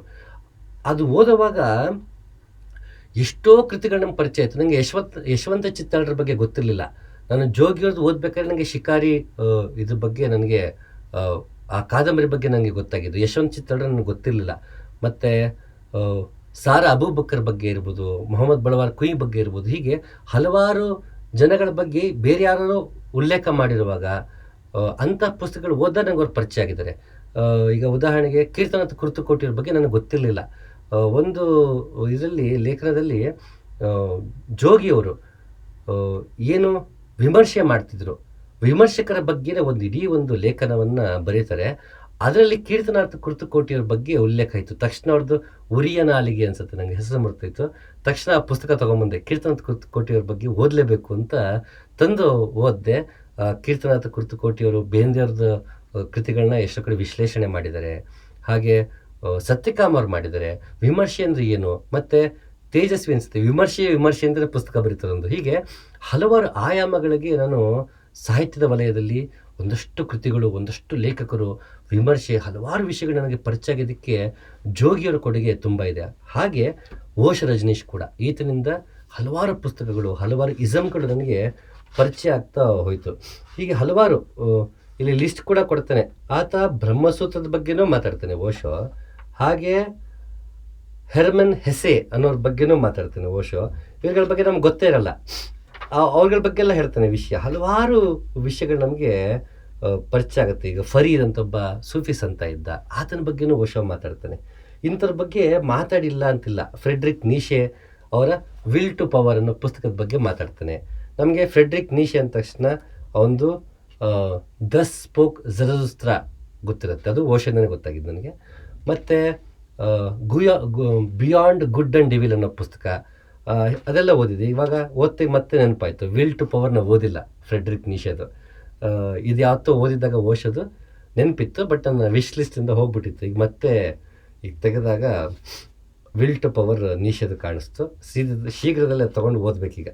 ಹೀಗೆ ಹಲವಾರು ಪುಸ್ತಕಗಳು ನೋಡಿ. PD ಆಸ್ಪೆನ್ಸ್ಕಿ ಅಂತೆ, ಇಂಥ ವ್ಯಕ್ತಿಯ ಬಗ್ಗೆ ನಮ್ಗೆ ಗೊತ್ತೇ ಇರಲ್ಲ. ಅಂಥ ವಿಷಯಗಳೆಲ್ಲ ನಮಗೆ ಈ ಕೃತಿಯಿಂದ ನಾನು ಮೆಚ್ಚಿದ ಪುಸ್ತಕಗಳು ಅನ್ನೋ ಓಶೋ ಪುಸ್ತಕ ಇದೆ. ಅವನು ಇಷ್ಟಪಟ್ಟಂಥ ಪುಸ್ತಕಗಳ ಬಗ್ಗೆ ಅಲ್ಲಲ್ಲಿ ಮಾತಾಡೋದನ್ನ ಕಂಪೇರ್ ಮಾಡಿದ್ದಾರೆ. ಹೀಗೆ ಓಶೋ ಪುಸ್ತಕಗಳ ಬಗ್ಗೆ ಎಲ್ಲಿಂದ ಮಾತಾಡಬೇಕು, ಏನು ಮಾತಾಡಬೇಕು, ಎಷ್ಟು ಮಾತಾಡೋದು ಕಡಿಮೆ. ಕೊನೆಗೆ ನನ್ನ ತುಂಬ ನೆಚ್ಚಿನ ಪುಸ್ತಕ ಅಂದರೆ ಈ ಪುಸ್ತಕ, ಬಿ ಸ್ಟಿಲ್ ಆ್ಯಂಡ್ ನೋ ಅಂತ. ತುಂಬ ಸೊಗಸಾಗಿದೆ. ಈ ಪುಸ್ತಕದ ಬಗ್ಗೆ ಮಾತಾಡೋದು ಕೂಡ ತಪ್ಪು. ಸುಮ್ಮನೆ ಈ ಪುಸ್ತಕವನ್ನು ಓದಬೇಕು. ಇದು ಓದಿ ನಾವು ಕೂಡ ಸ್ಟಿಲ್ ಆಗಿ ನೋ ಆಗಬೇಕು. ಇಲ್ಲಾಂದರೆ ನೋ, ಪ್ರಯೋಜನಕ್ಕಿಲ್ಲ ಅದು. You should be still and know. ಹಾಗೆ ಈ ಪುಸ್ತಕದ ಬಗ್ಗೆ ಮಾತಾಡೋಕ್ಕೆ ಹೋಗಲ್ಲ. ಕೆಲವೊಂದು ಕಡೆ ತುಂಬ ಒಂಥರ ಮುತ್ತು ಪೋಣಿಸ್ದಂಗಿವೆ ಇದರಲ್ಲಿ ಮಾತುಗಳು. ಒಂದು, the treasure is there, you have to find the key to unlock the door. The treasure is not to be created, the treasure is not to be developed, you only have to find the right key. You have forgotten the key is also with you. ಎಷ್ಟು ಚೆನ್ನಾಗಿ ಹೇಳ್ತೀನಿ ನೋಡಿ. ನೀವು ನಿಧಿಯನ್ನು ಸೃಷ್ಟಿಸ್ಬೇಕಿಲ್ವಂತೆ, ಹುಡುಕೊಂಡು ಹೋಗ್ಬೇಕಿಲ್ವಂತೆ, ನಿಮ್ಮಲ್ಲೇ ಇದೆಯಂತೆ. ಅದಕ್ಕೆ ಕೀ ಬೇಕಂತ, ಆ ಕೀ ಕೂಡ ನಿಮ್ಮ ಹತ್ರನೇ ಇದೆ ಅಂದ್ಬಿಡ್ತಾನೆ ಓಶೋ. ಹೀಗೆ ಹಲವಾರು ನಮಗೆ ಅದನ್ನು ಹೇಳೋದಕ್ಕೆ ಆಗಲ್ಲ. ಈ ಪುಸ್ತಕವಂತೂ ನಾನು ಮಾತಾಡಲೇಬಾರ್ದು ಅನ್ಕೋತೀನಿ, ಆದರೂ ಅಲ್ಲಲ್ಲಿ ಹುಡುಕ್ತಾ ಇದ್ದೀನಿ ನೋಡಿ. Life is mysterious, if you are clever you are stupid, if you know you are stupid you are clever ಅಂತೆ. ಇದು ಬಹುಶಃ ಈ ರೀತಿ ಓಶೋಕ್ಕೆಲ್ಲ ಮಾತಾಡೋದಕ್ಕೆ ಸಾಧ್ಯ. ಹೀಗೆ ಹಲವಾರು ವಿಷಯಗಳು ನಮಗೆ ಸಿಗ್ತಾ ಹೋಗುತ್ತೆ. ನನಗೆ ಈ ಓಶೋವಿನ ಈ ಕಣ್ಣೇ ಪ್ರಭಾವ ಬೀರಿದ್ದು ಚಿಕ್ಕ ವಯಸ್ಸಲ್ಲಿ. ಅದ್ಭುತವಾದ ಆಳವಾದ ಕಣ್ಣುಗಳು ಓಶೋದು. ಎಷ್ಟು ಹೇಳಿದ್ರೂ ಕಡಿಮೆನೆ ಓಶೋ ಬಗ್ಗೆ. ಈ ಒಂದಷ್ಟು ತಕ್ಷಣಕ್ಕೊಂದಷ್ಟು ಪುಸ್ತಕಗಳನ್ನ ಇಲ್ಲಿ ಇಟ್ಕೊಂಡು ತೋರಿಸಿದೆ. ಕೆಲವೊಂದು ಪುಸ್ತಕಗಳು ಬಹುಶಃ ನಾನು ತೋರಿಸಲ್ದೇ ಇರಬಹುದು, ಆದರೆ ಮತ್ತೆ ಅವಕಾಶ ಸಿಕ್ಕಿದಾಗ ಮತ್ತಷ್ಟು ಓಶೋ ಪುಸ್ತಕಗಳನ್ನ ಪರಿಚಯ ಮಾಡಿಕೊಡೋಕ್ಕೆ ಪ್ರಯತ್ನ ಪಡ್ತೀನಿ. ಮತ್ತೊಮ್ಮೆ ಸಿಗೋಣ. ನಮಸ್ಕಾರ.